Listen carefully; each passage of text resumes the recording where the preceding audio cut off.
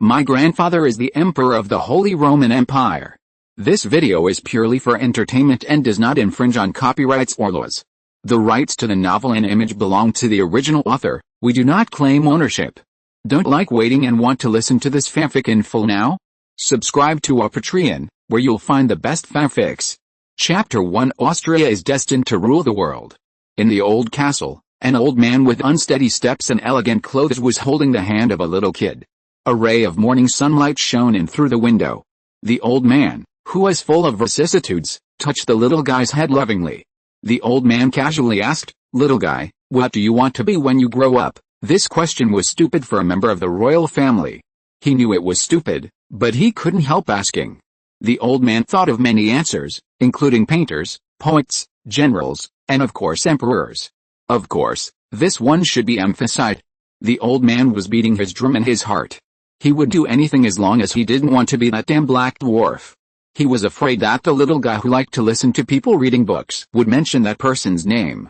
Children of this age should not know the name of the black dwarf, but this kid just liked to listen to people reading books and telling stories to him, and that person's reputation was too loud.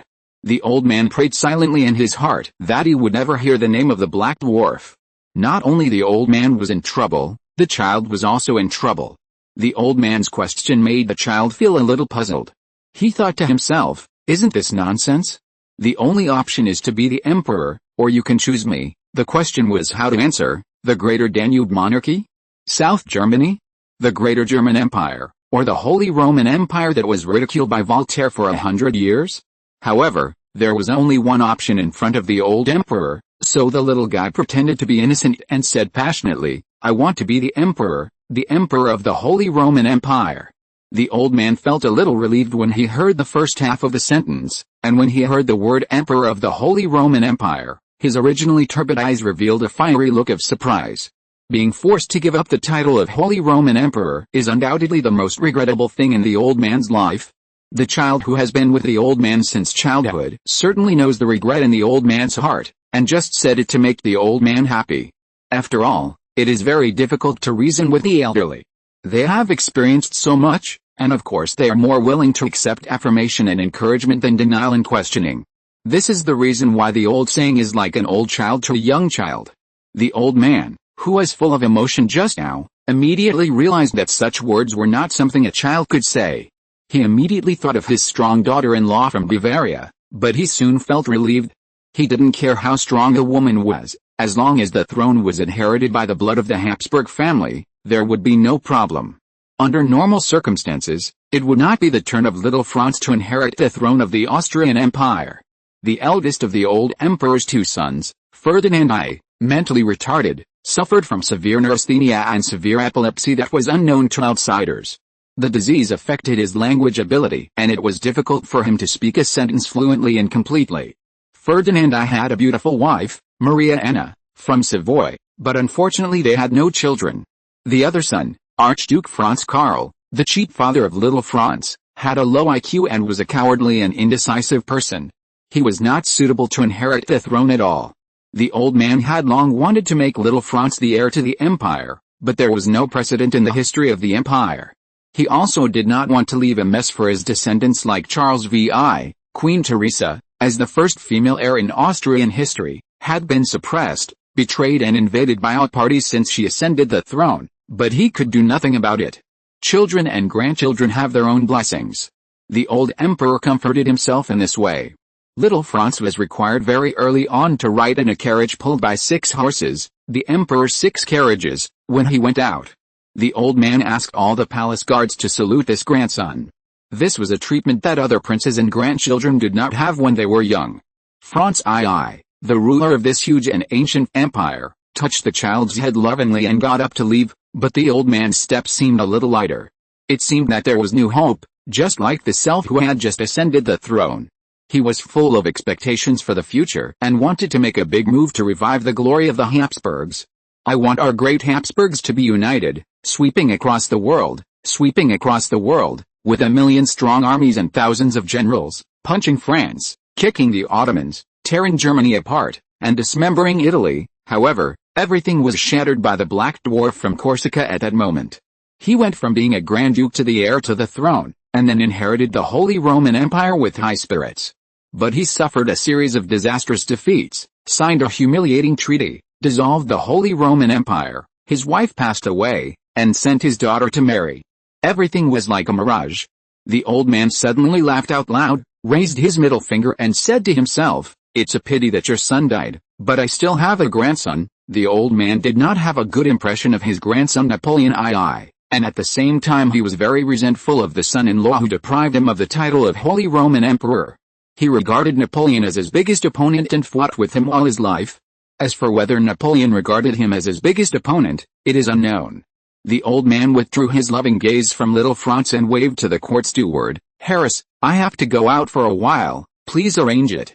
There are things I have to do." "Yes, my majesty." The aged steward saluted respectfully to the old man. Soon a traveling team was ready, with 2 teams of royal cavalry riding white horses escorting a luxurious carriage. The destination was Stephen's Cathedral. Stephen's Cathedral, also known as St. Stephen's Cathedral, is located in the heart of Vienna. It is the symbol of the city of Vienna and is now the tallest building in the Austrian Empire. There is a royal tomb in the cathedral, which contains the hearts of members of the Habsburg family. The conical south tower and the green and yellow mosaic tiles inlaid on the roofs on both sides are particularly eye-catching under the setting sun. When the old man came to Stephen's Cathedral, Rauscher, the Archbishop of Vienna, had been waiting here for a long time. Bishop Rauscher was wearing a scarlet bishop's robe and a bishop's small round hat on his head. There was also a golden ring of power on the index finger of his right hand, which symbolized power. "Welcome, Your Majesty. What wind brought you here, Rauscher?" "I think I should bring this child here, and I must bring him here." "Hello, Mr. Bishop." Franz saluted politely, but 1,000 horses were galloping through his heart. "What's going on? What are you going to do?" "It seems that European nobles have the habit of sending their children to monasteries. Aren't you planning to let me become a monk?" "Did you hit the old man's sore spot just now? There's no need to be so harsh." "I don't eat much." Rauscher's kind smile gave people a feeling of quiet and peace. He smiled when he looked at little Franz. "May the Lord bless you." Then he began to sprinkle water on little Franz. "Oh my gosh. It's starting already.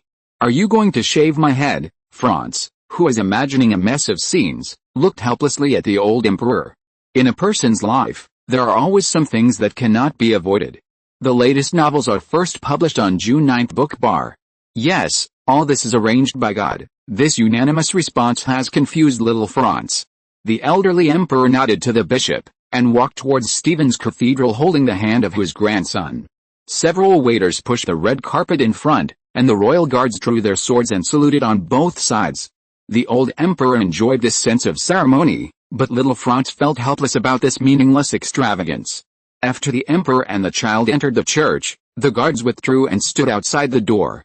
After the old man and the child in the church said a simple prayer, they walked to an altar. "Look, little guy, this is the place where our ancestors were first crowned the Holy Roman Empire." The child looked at the shrine on the altar with a EIOU written on it in Latin. 5 vowels? A strange thought popped up in little Franz's mind.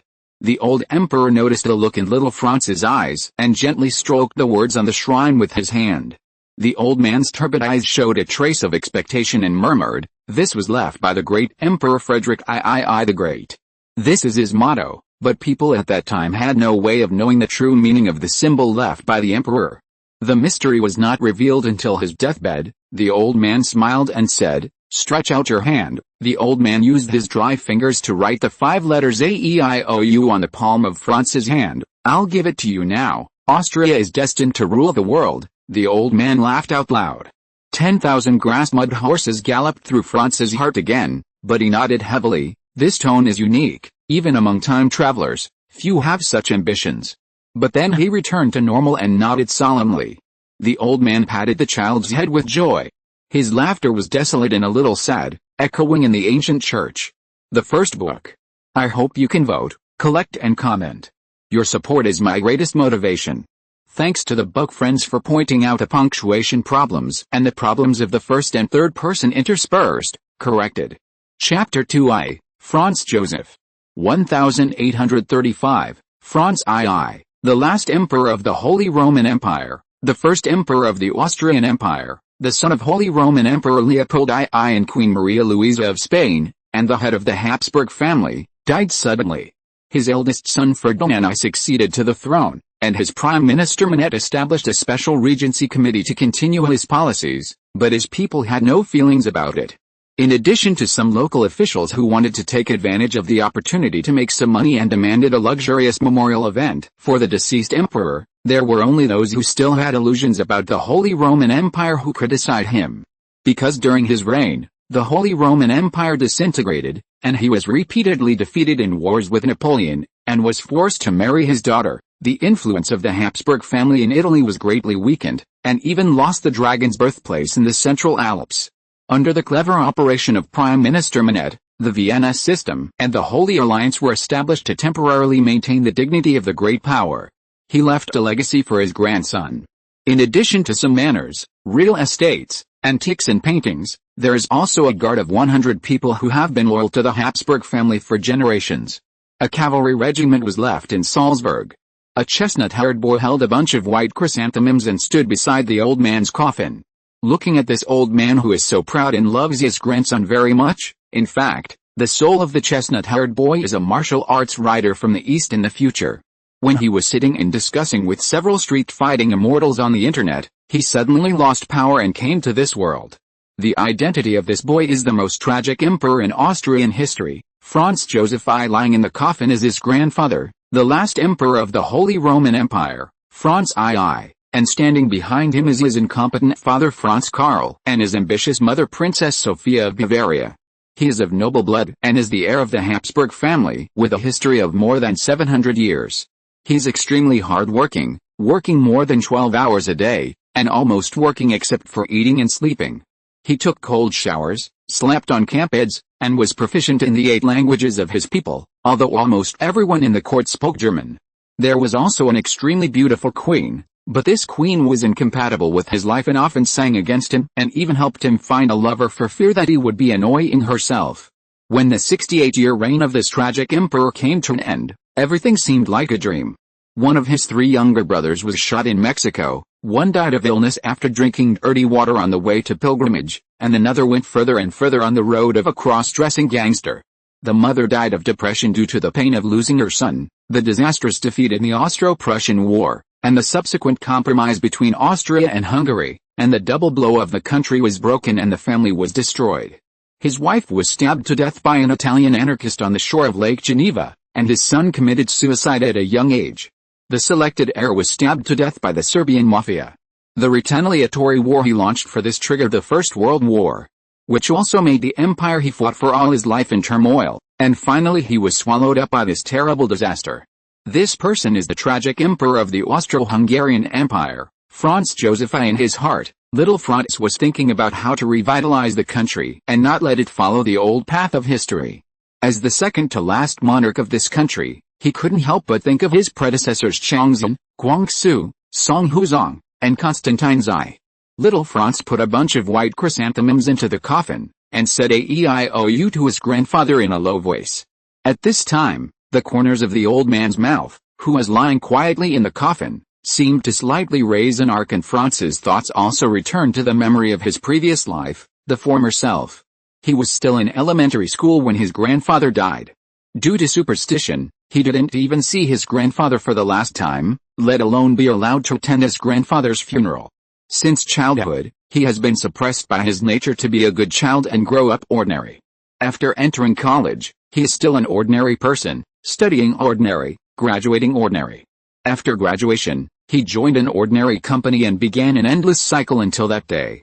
The whole person seemed to be immersed in an endless black ocean, neither up nor down, and the whole person was suffocated. Suddenly, a dazzling eye appeared in the distance. The light shone on his face. "What do you want?" As a martial arts novel lover, the first reaction in his heart was extreme talent. In the ring, the light gradually expanded and enveloped his whole body. When he woke up again, someone gently shook his body. "Oh. Thank God, it's a boy, sir, it's a boy. This is the only male in the great Habsburg family in 6 years. Congratulations, sir, come and let me see, my child." A weak woman, a beautiful Western woman said. Fuck, why are you running towards me?" For a moment, I didn't know whether I was excited or scared. Look, it's Ding Ding, a maid shouted excitedly. Hey, why is he crying? The little prince is very healthy, you can tell by the sound. In the next few years, Franz lived a life without freedom, letting people fiddle with him like a toy. The latest novel is published on the 69th Book Forum. In the 19th century, even the royal family in Europe did not have many entertainment activities as a child. He could only stay in the children's room every day, and his only privilege was to listen to the servants reading. In fact, listening to the servants reading was the only way for Franz to understand the world at that time. After all, it is unlikely that a martial arts boy would have Western historical knowledge in his mind.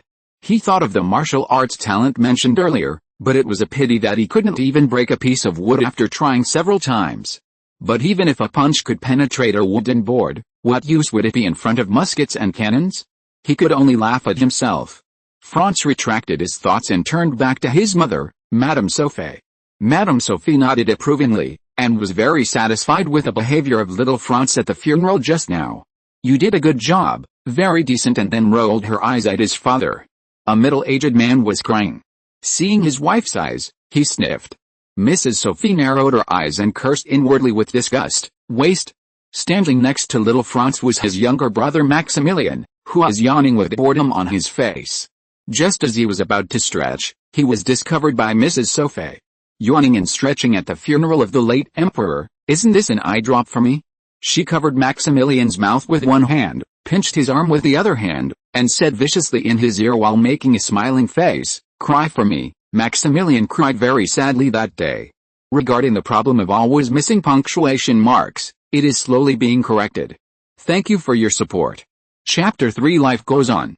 1836, Franz was 6 years old. According to the royal practice, he would leave the nursery and have his own room and servants, and from this day on, he would receive royal court education. According to the practice, the person who taught him knowledge must be a noble or a missionary. Franz knew very well that it was very difficult for a member of the Habsburg family to be independent in this era, because they firmly believed that they were chosen by God to rule the world. Even if the current Emperor Ferdinand was mentally retarded, he could be the emperor, which was almost impossible in other countries in the world. And if the Great Revolution had not broken out in Austria in 1848, he would have been in office for a longer time.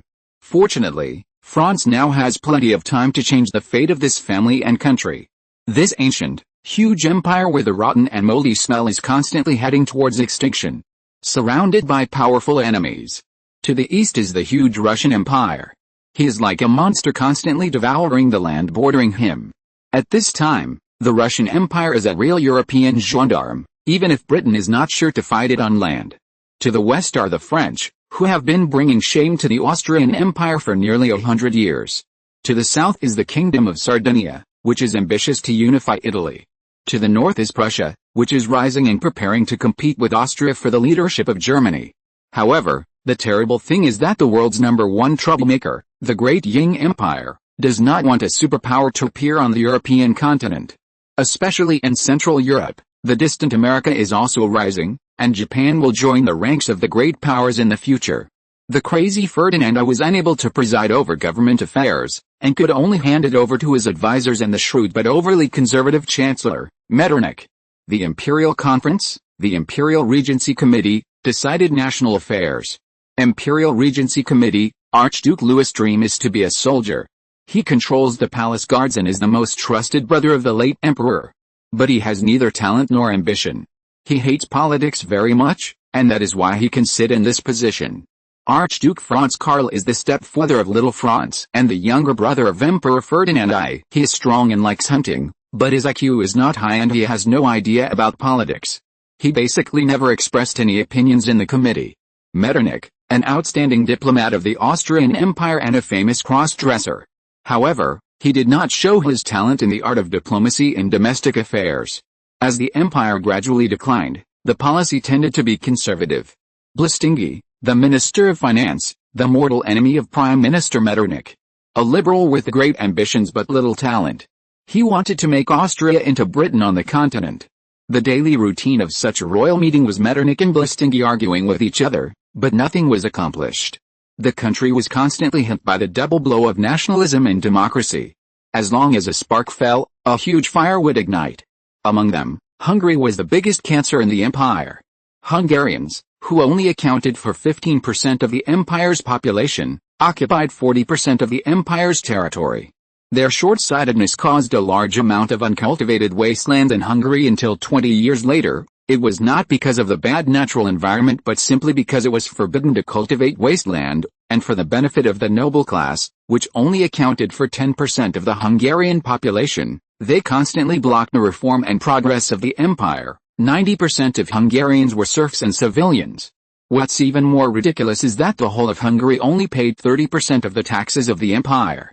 The union of the great nobles and the great bourgeoisie used the capital and privileges in their hands to suppress the emerging middle class and the petty bourgeoisie.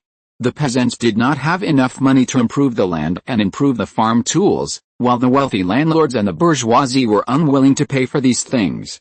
This led to the decline of agriculture in the Austrian Empire in the mid-19th century. Fortunately, the land was fertile and life was not a problem. Without the labor service system, the peasants were willing to live a leisurely and slow-paced life. Most of the serfs in the Naritania region had been liberated as early as the time of Queen Teresa. There was no labor service, the tax burden was not heavy, and the land was highly productive. Therefore, the pace of life of Austrians is still very slow to this day. The railway is less than 100 kilometers in the territory of the Austrian Empire. The main driving force is horses. That's right. At this time, Austria's trains were pulled by horses. As for why they were not old cows and broken carts, it was because the main animal power of the Austrian Empire was mules and horses, so it was nicknamed the Holy Mule and Horse Empire. At this time, the main purpose of the Austrian Empire's trains was for the entertainment of nobles and businessmen. The Danube River has not been dredged for many years.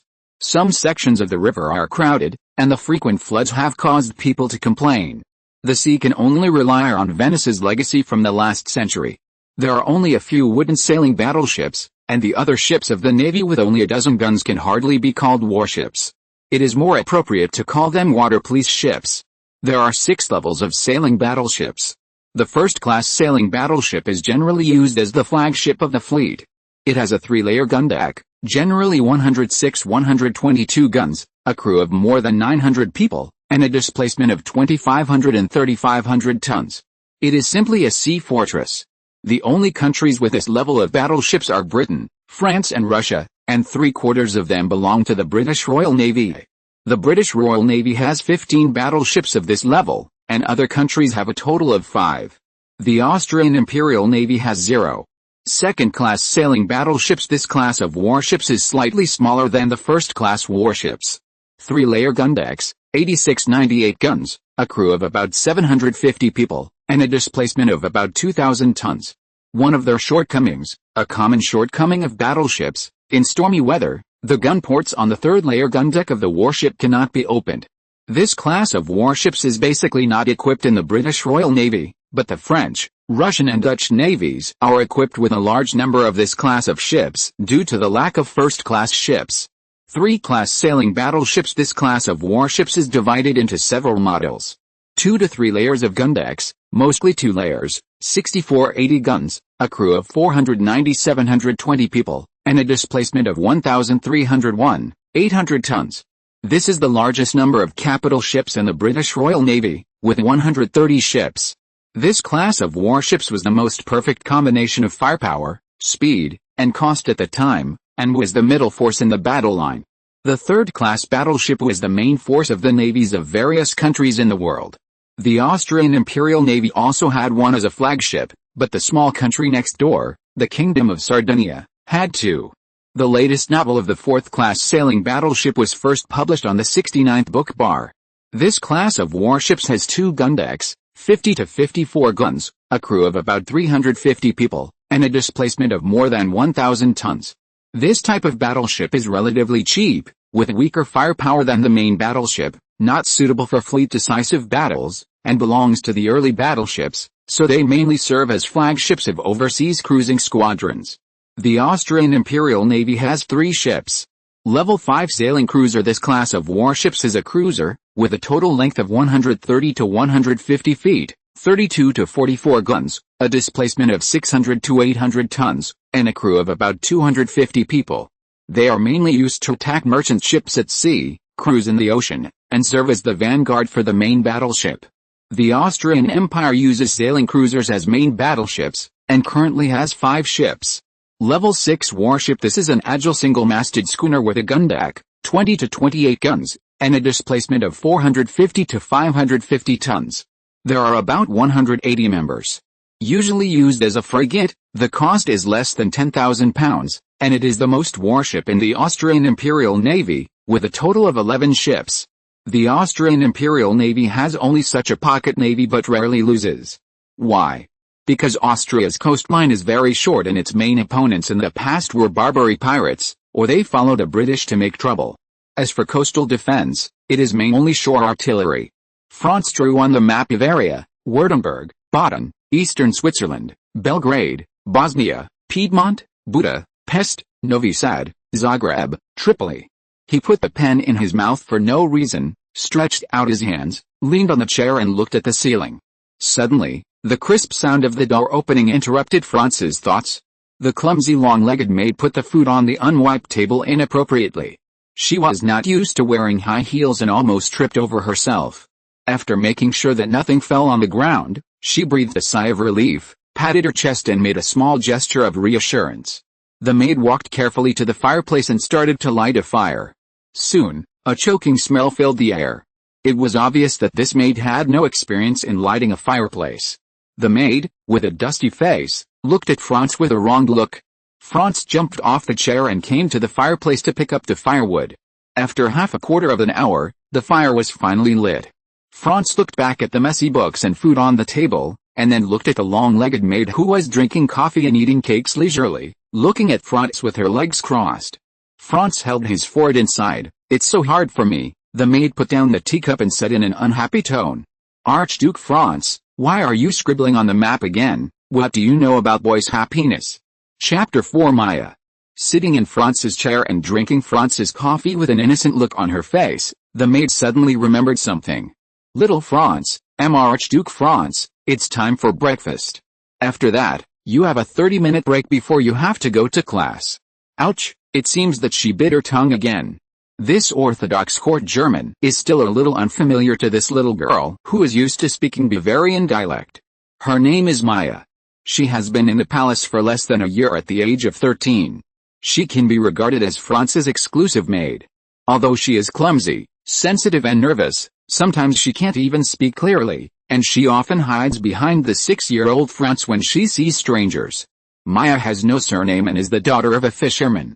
Her father is an alcoholic and her mother is the daughter of a gypsy tinker. As long as she can remember, her father fishes during the day and drinks at night. As long as he is drunk, he will beat her mother and she is not immune. Maya once adopted a stray dog. The puppy is very well behaved. Every day, he will wait for her and her mother to come back from collecting firewood and circle around her legs. Later one day she found that the puppy had become her father's snack. She didn't say anything but just collected the puppy's bones and made a small grave for it. After her mother died, her father became more and more drunk and had no restraint. She got less and less food, and he often beat her, scolding her for being a money loser who only knew how to eat. It was all because of her that there was not enough food at home. She had to go fishing and catching shrimps by herself to barely fill her stomach.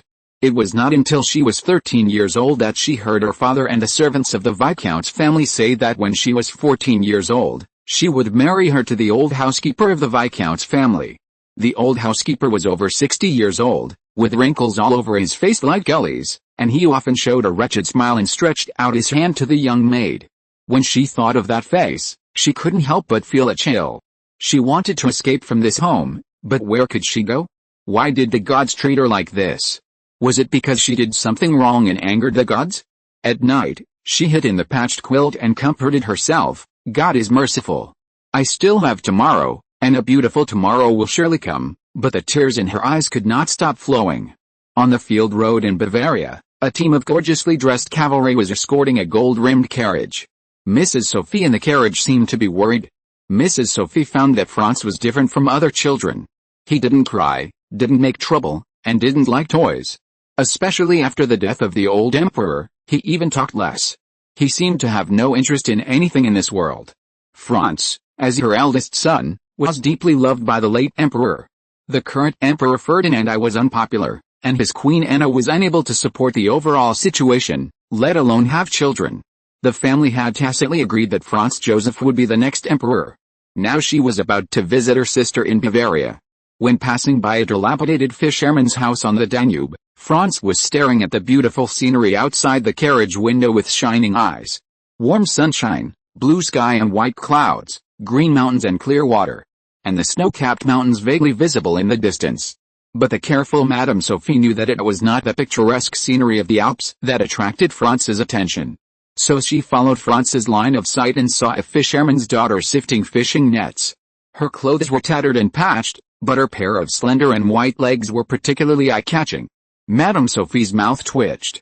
How to say it? She is worthy of being the heir of the lower body castle. She took off her gloves and touched Franz's head. Franz found that his mother was smiling at him, but the smile was just playful.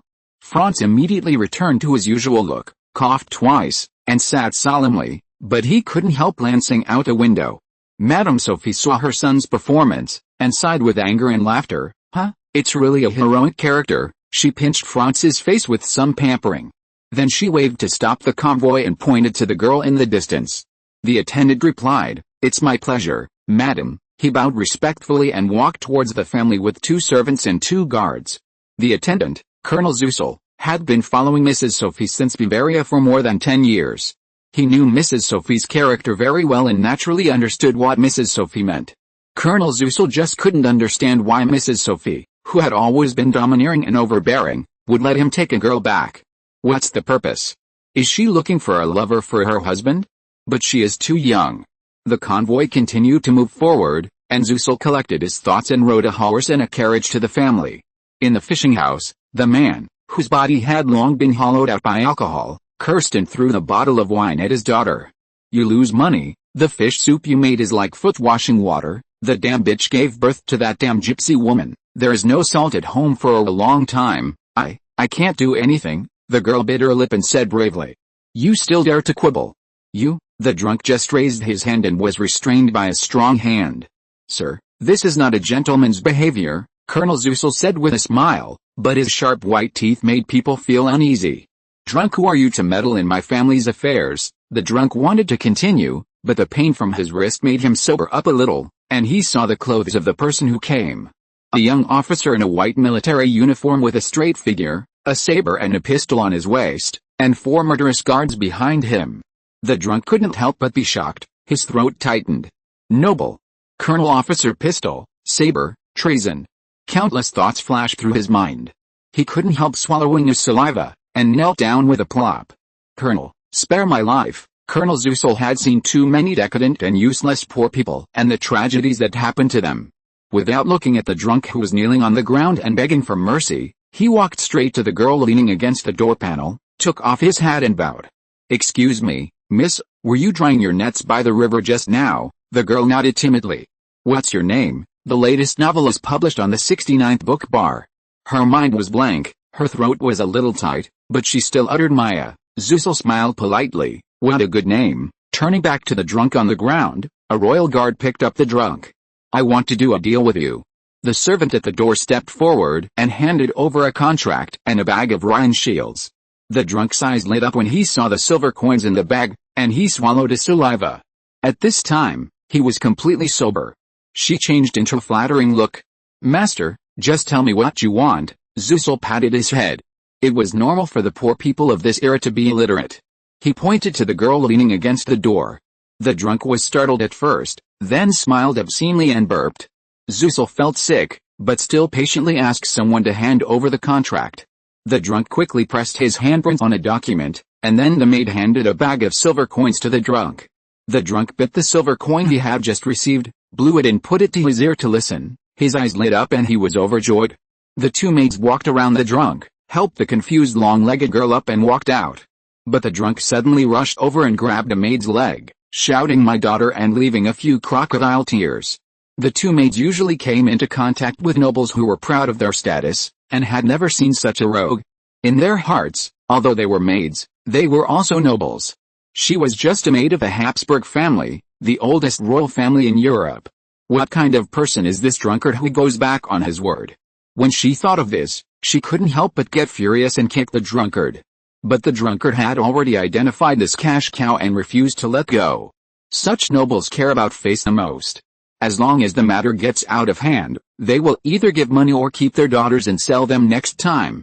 Thinking of this, the drunkard smiled obscenely, and a mixture of saliva and blood flowed from the corners of his mouth. This smile was even uglier than crying. The guard on the side had a cold look in his eyes, and Zussel pressed his hand down. He walked to the drunkard's side, took out a bag of Rhine shields, and threw them out. The drunkard quickly let go and picked up the Rhine shields scattered in the room. The two maids sent the girl to the carriage. Colonel Zussel rode in front and began to chase Madame Sophie's team. However, the two guards did not catch up. The team left this place, and the broken house on the shore suddenly caught fire. When we met again, she had changed into a clean-made outfit and said her name was Maya. She liked this little master who always took a nap on her lap very much. She was as cute and smart as the puppy she picked up. Chapter 5, Cult versus Cult. Because Maya, who was a directionally challenged person, led the way, they went around many times before they found the classroom. Franz, who was a little tired, finally sat in the classroom. The classroom with only a few people seemed a little empty. Sitting on Franz's left was a companion named Richard Metternich, who was 3 years older than Franz. He was not physically strong, but he was very good at observing people's expressions. Franz believed that in time, this person would be able to achieve something with his flattery skills, because he could always please others without making a sound, and he could remember everyone's name. Even the names of those guards and maids who had never spoken to him and only met once could be accurately called out. On the surface, his outstanding appearance and decent manners gave people the feeling of a modest gentleman, but in his bones he was greedy and proud. But when he washed his hands, he looked disgusted. And when he was rejected, he ran to Madame Sophie or Archduke Louis to complain. This kind of person is simply a natural diplomat. Sitting on Franz's right is Edward Fitta, who is a little fan of Franz. He often says things that make Franz feel ashamed and embarrassed. He also often reports to Franz some rumors he heard from others. He says everything, useful or useless. For example, Your Highness has been eating less vegetables recently and is prone to constipation. Your Highness, your maid does not wear a skirt and wears pants like men, which is very strange. Do you like men? The eldest son of the Derek family is a famous handsome man in Vienna.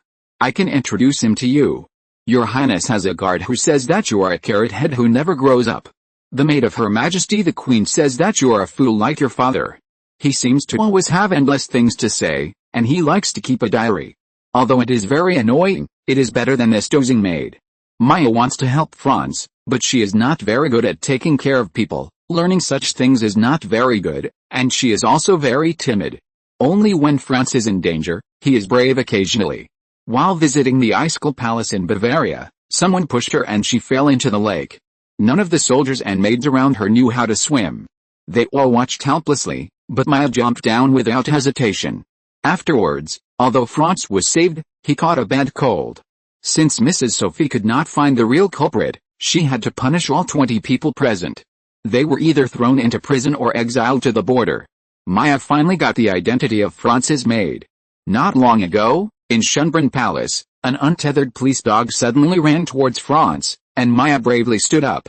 But her butt blocked Franz's sight, so Franz had to push her away first, and then shot the mad dog dead. The officer in charge of this area was punished, but Franz and Mrs. Sophie had already determined that someone was going to harm Franz. The revolver on Franz was the birthday gift given to him by Mrs. Sophie on his birthday. Education in this era does not emphasize gradual progress, and even worships innate knowledge, but it is a pity that such people do not exist. The Habsburg family still attaches great importance to the education of their descendants. They are all well-known experts and scholars invited at a high price. However, few of these experts and scholars are educators. They all talk about their own areas of expertise. Richard on the side was confused.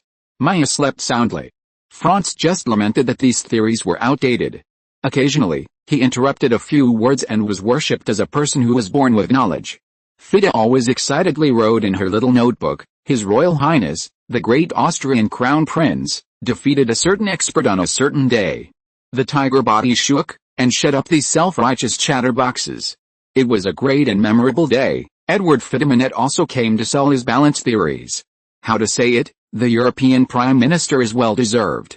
The pattern is much larger than those experts and scholars and his mother who only uses violence. But there are also many problems. He is afraid of change. He no longer has the ambition of his youth and just wants to live in a corner. He made a very accurate judgment of the international situation and could summarize the complex international and domestic relations in extremely concise language. Unfortunately, the wheel of history will not stand still, and the ruthless wheel will crush everything that stands in his way.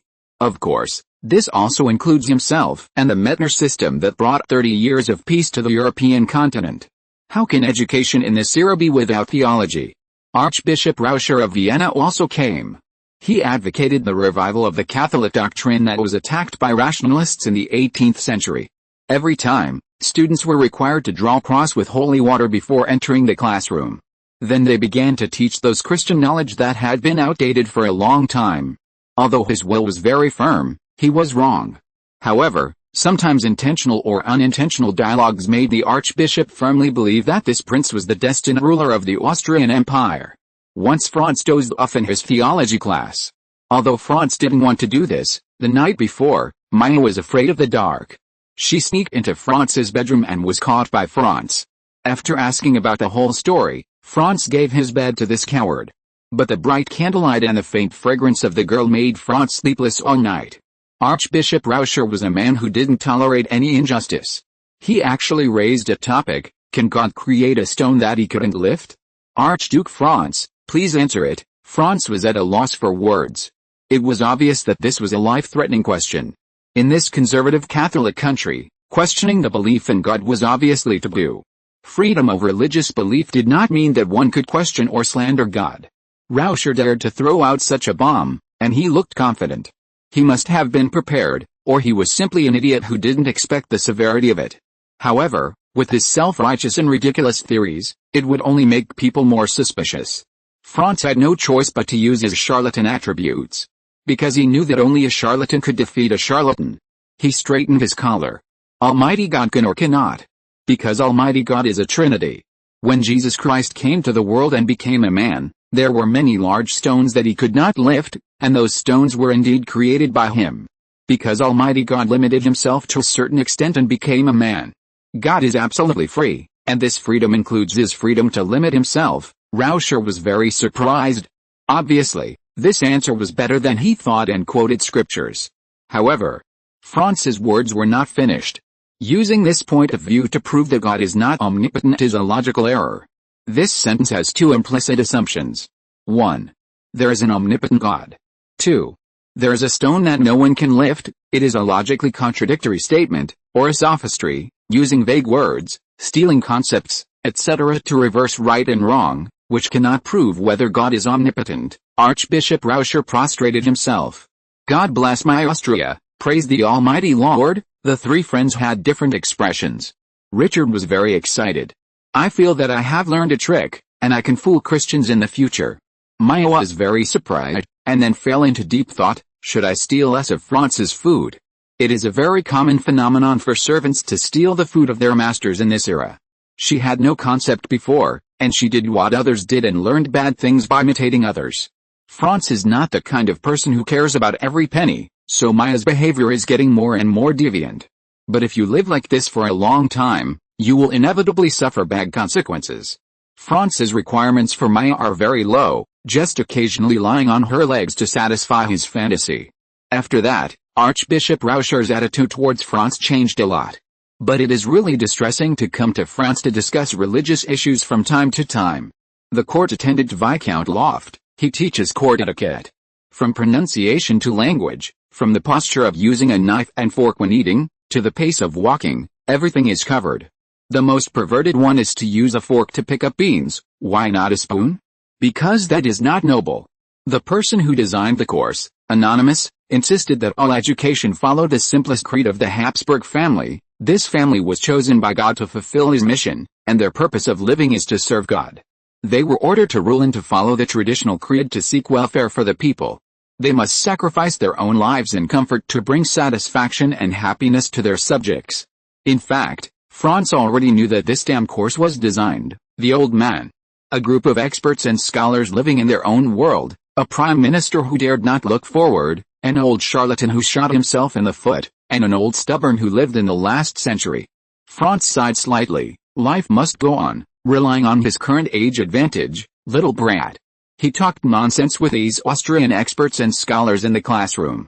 From time to time, these experts and scholars felt like they had been enlightened. He ran to Madame Sophie and said, "Archduke Franz is a genius. If you learn from me, you will definitely become a master of XX. The latest novel will be released on the 69th book bar." Then he was thrown out of the palace by Madame Sophie and was forbidden to participate in teaching again. Madame Sophie did this because the empire needed a king rather than a scholar. Soon, except for a few linguistics teachers and Prime Minister Met, everyone else was driven away by Madame Sophie. Franz started physical training at the age of 7. As he got older, he had to wear leggings and weighted vests. As a martial arts hero, how could he not have read books on fitness and mixed martial arts? Relying on the scientific training methods in his memory, he began to exercise in a planned manner. Boxing, judo, sanda, muay thai, taekwondo, karate, Brazilian jiu-jitsu, sambo, jeet kune do, bangkwan, tai chi. I have seen it before, but I have never had the opportunity to practice it. Now it's good. As for the nutrients that need to be supplemented, most of them can be obtained in the palace. Franz's training volume is more than that of Fitta, who is the same age, and even more than Richard, who is 3 years older than him. Franz trains hard and does not skip classes. Every day, he does nothing else except training, reading, eating, and sleeping. Moreover, under the joint flattery of Rauscher and Taffy, the old and the young, Madame Sophie almost believed that she had given birth to a saint. So Madame Sophie began to worry about the mental health of the saint again, and had to continue to find new young ladies for Franz. Franz was a little embarrassed, and there were 2 more tails behind him, but Maya was very happy. Because finally someone was keeping her company, but the maids except her were all from noble families. The black-haired, short, but good-looking girl was called Sarah Arty. She was the daughter of a Jewish noble who converted to Catholicism. Her family paid a large sum of money for her to become Franz's maid. The blonde, blue-eyed and tall Riskina Gyur was the second daughter of the head of the contemporary Gyur family. Her mother had just passed away, so she was sent by her family to please the royal family. She was very proud and didn't want to sit at the same table with the other 2 maids when eating. She was a little withdrawn. When she had nothing to do, she liked to read books by herself and then cry secretly. Franz once suggested to Madame Sophie to send her away. Madame Sophie just replied, "Put away your kindness. Your actions will only make her situation more miserable. If you really sympathize with her, treat her better in front of others. Let her family know that she is still valuable, and she will be better. When you grow up, let her be your health worker. Then give her a sum of money and let her go home. Only then can she live without being bullied." Franz knew that Madame Sophie was an expert in the intrigues between the court and the nobles. But, what is a health worker? Time flies. 3 years later, Madame Sophie received a letter. Madame Sophie was a little shocked, and turned to Franz and said, "A distinguished guest has arrived. This time your teacher has a great honor." Franz said helplessly, "Mother, you won't throw me out again this time, will you?" Madame Sophie's face turned cold and she said helplessly, "No." Franz smiled widely. Madame Sophie grabbed Franz's face and said, "You are so strong, you dare to tease me, your mother." After a commotion, Franz returned to the bedroom with a slightly swollen cheek. He was also severely ridiculed by Maya and Sarah. Sarah was originally a cautious girl, but she was led astray by Maya. From Sarah's experience, idiocy is indeed contagious. In order to prevent this girl from continuing to deviate from the right path, Franz had to bully Sarah severely. Sarah, whose cheeks were pinched, was asked to recite the Art of War written by Franz. Sarah had to recite with a big tongue. "Know yourself and your enemy, and you will win every battle. Know yourself without knowing the enemy, and you will win or lose.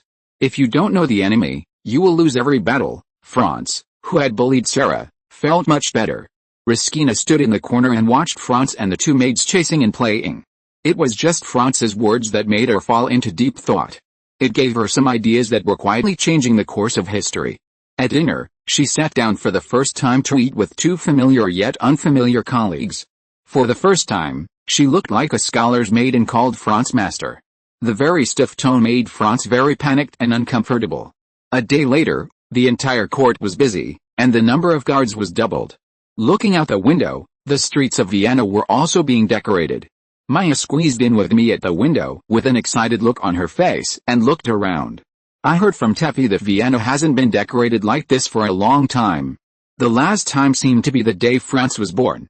Thanks to the book friend Digital Jun for pointing out the error, corrected. Chapter 6 John and Karl. 1840, Franz was 10 years old. As 21 salutes rang out in Vienna, two teams drove into Vienna. Civilians, nobles, merchants, and craftsmen in the city spontaneously went to the streets to welcome visitors, and the high places were crowded with people watching the excitement. Petals of various colors fell like rain, as if welcoming the triumphant heroes. The bells of the whole city rang from all directions. The carriage slowly drove over the bluestone road, and the ancient city seemed to have regained its vitality. The imperial government mobilized 4 regiments of troops to maintain order, and Austrian soldiers were everywhere on both sides of the road. Soldiers and civilians on both sides of the street were watching the slowly passing carriages with eager eyes, with confident and proud smiles on their faces. The welcoming crowd cheered and whistled excitedly from time to time. Franz looked through the window at the slowly moving team. He frowned and thought, this is too much of a show. This is not a display of national strength, but a waste of money. It's better to invest this money or improve people's livelihood. Without paying attention to Franz, who was heartbroken about the waste, Maya and Sarah were leaning against another window, sharing the cakes heartlessly. Franz felt helpless when he saw the heartless two people, and took a piece to eat. It smells so good. The Austrian Empire inherited a lot of old systems from the Holy Roman Empire. Excessive attention to pomp is one of them. Even if the dud is high, it is still extravagant and ostentatious. This is a complex that is difficult for later generations to understand. Once upon a time, this meaningless waste was considered a way to show national strength. It's not that no one has discovered this drawback. It's just that Ferdinand I, who is currently in power, is incapable of presiding over the overall situation, and the members of the Regency Committee are holding each other back for their own interests. All reforms have become empty talk. Count Corlet, who represented the Liberals, and Prime Minister Met, who represented the Conservatives, confronted each other and refused to give in. The two Habsburg archdukes were silent like two statues. The decline of imperial power left the two ministers with no choice but to rely on their own party members. So they all fell into the same predicament as Darren back then. Who'll do such things as reform? Naturally, the officials below will do it. Otherwise, even if the two ministers are exhausted, it will be an unfinished task. And who will suffer the most from the reform? Is it the lower-class civilians? Of course not. The purpose of the reform is to allow the civilians to live a good life and make the country's economy prosperous and the society more stable. Is it the top leaders? Of course not, because their strength is strong enough to withstand risks. No matter how the reform is carried out, even if they lose their official positions, they still have a large number of industries that can make them live a comfortable life. As long as there is no violent revolution, they can continue to be domineering. As the small nobles of the middle and lower level officials and the emerging bourgeoisie, they do not have enough ability to withstand risks. In short, it is a group with a certain wealth who is unwilling to see drastic changes in society. Because revolution can neither achieve class transition for them, nor guarantee that their property will not depreciate and their social status will be stable. Why is there such a grand ceremony to welcome the return of the two archdukes? No one would believe that there is no corruption in such a large project. With such a grand ceremony, I wonder how much money can be made. Whoever opposes it will cut off everyone's financial resources. If someone really does that, he will be driven out of power and expelled from the Regency Committee tomorrow, and then replaced by another person. Count Corlet and Prime Minister Met both know that this grand welcome ceremony is a meaningless waste, but they can't change it. Just like the grand commemorative activities after the death of the previous emperor, it is a feast of greed. The only victims on the surface are the emperor and the civilians, but in fact, the whole country is damaged. In front of the Habsburg palace, a tall and thin old man in an imperial military uniform got off the carriage. Looking at a petal falling in his palm, he hesitated for a while and crushed it. Vienna, I'm back again. The man behind him looked a bit like him, but was shorter and had a big beer belly. He didn't care about the petals falling on his bald head. He breathed the air here greedily, as if intoxicated by it. I don't know if the air in the carriage is not good. Franz was asked to sit in the classroom early in the morning to wait for the arrival of the new teacher. The sound of military boots rang in the empty corridor. Although there was only one sound, the steady and powerful steps gave people a strange sense of oppression. The tall and thin old man pushed the door open and entered. The two guards saluted him with hot eyes full of respect. There was no doubt that the emotion came from the heart, not just etiquette, and shouted, "Archduke Karl is here." The tall old man returned a standard military salute, and the two soldiers looked solemn as if they had won medals.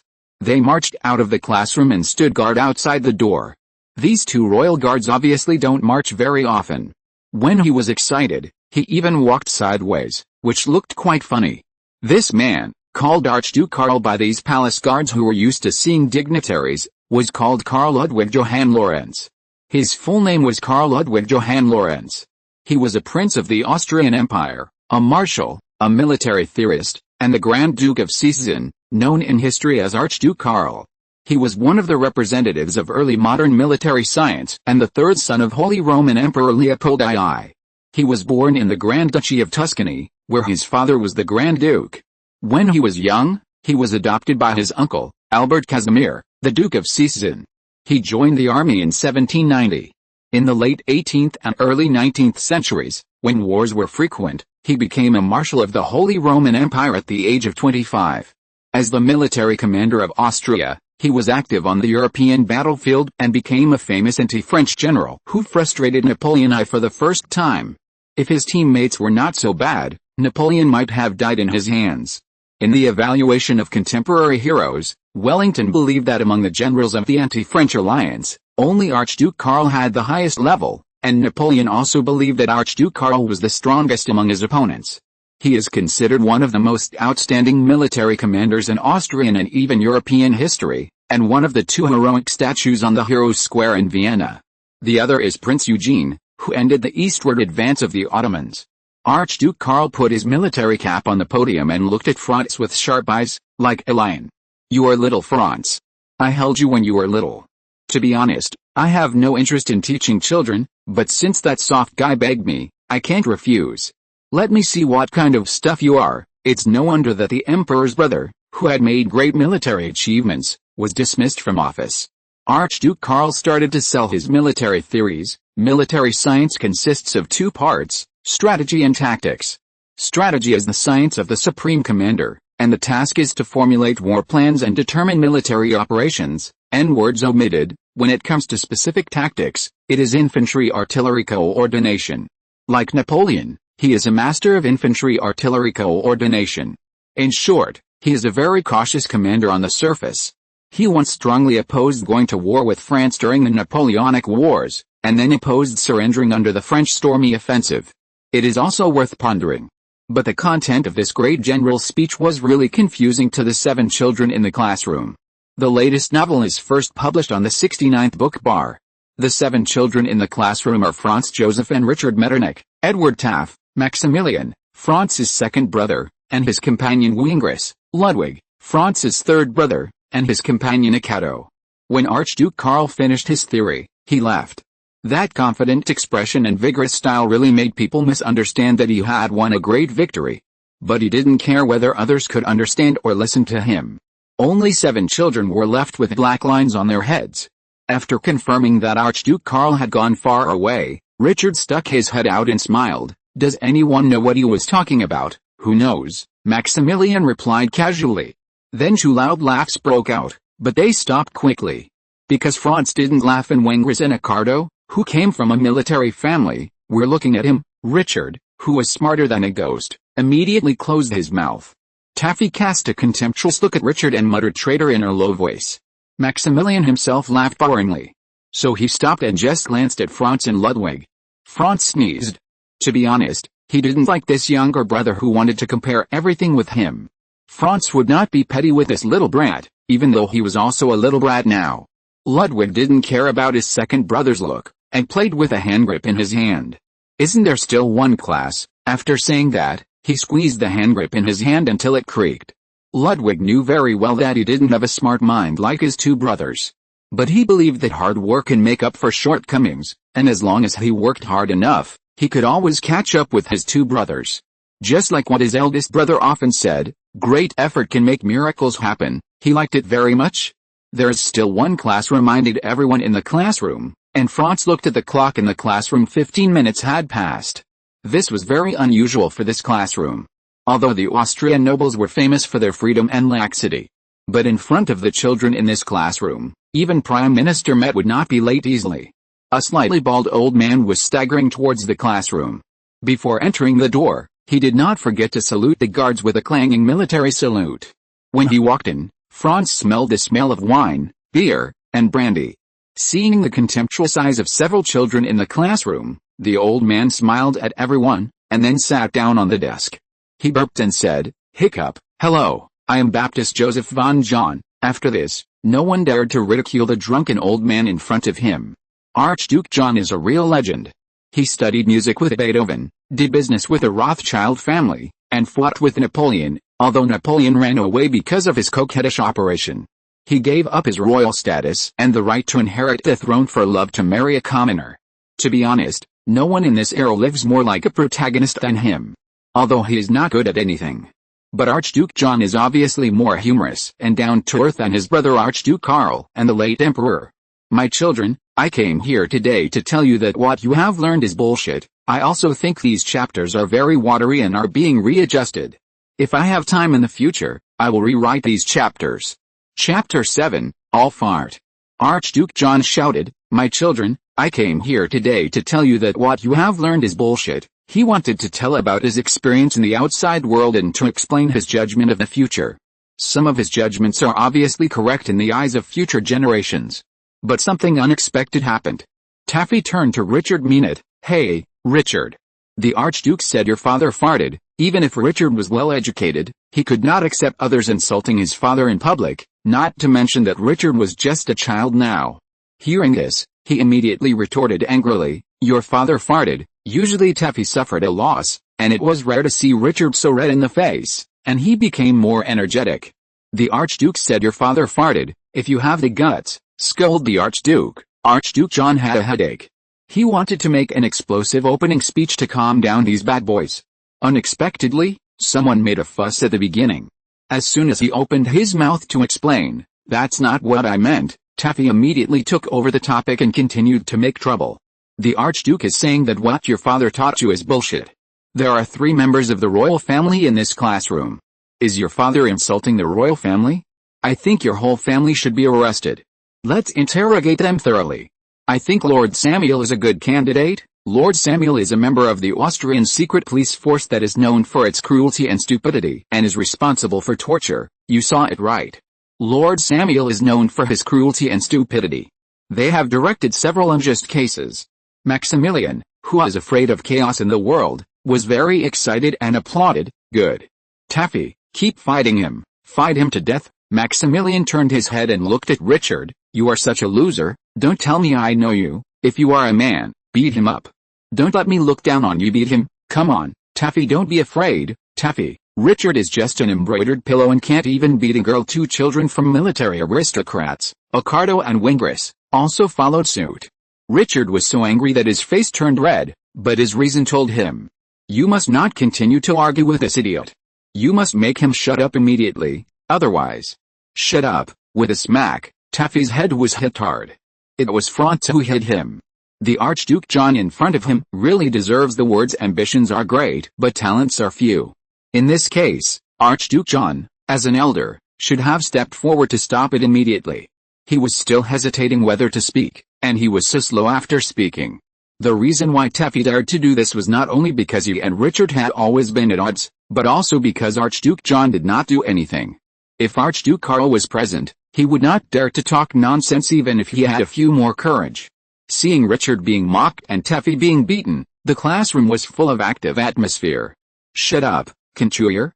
Listen to Archduke John's class. Those who don't want to listen can get out. Franz's roar made the classroom quiet. The reason why Franz was able to calm down the situation. First, it was because Franz was cultivated as a leader since he was a child. Second, no one in this classroom wants to go against Franz, because everyone will study and work together for a long time. No one wants to be targeted by Franz. Because Franz has been announced as the crown prince, and it is almost certain that he will become the emperor in the future. There is a difference in status. Third, the simplest and easiest to understand point is that in the eyes of these children, Franz is not easy to mess with. Archduke John cleared his throat. Do you know what this is? Archduke John held a copy of the Times in his hand, which published the news of the opening of the first railway in Britain in 1830. Maximilian said impatiently, "The Times, it's British stuff. We also have newspapers in Austria, it's not surprising." Archduke John sneered, "Those toilet papers that have been castrated by our lovely Prime Minister? They can't be called newspapers. They have neither truth nor value." Richard immediately said, "Archduke, is it inappropriate for you to say that about my father? Moreover, the censorship system is an established policy to maintain our national security." Franz coughed heavily twice, thinking, what's going on today? Farts and toilet paper, can't he leave the toilet today? This Archduke John is really unreliable and has no scruples at all. Archduke John smiled awkwardly but politely. Archduke John pointed to the picture in the newspaper as if nothing had happened. The group of children had hardly left Vienna and had never seen a train, so naturally they didn't recognize it. Taffy had ridden on it a few times when traveling with his family, and immediately shouted excitedly, "That's a train. I've ridden it before." Maximilian immediately looked impatient and said, "What's so great about trains?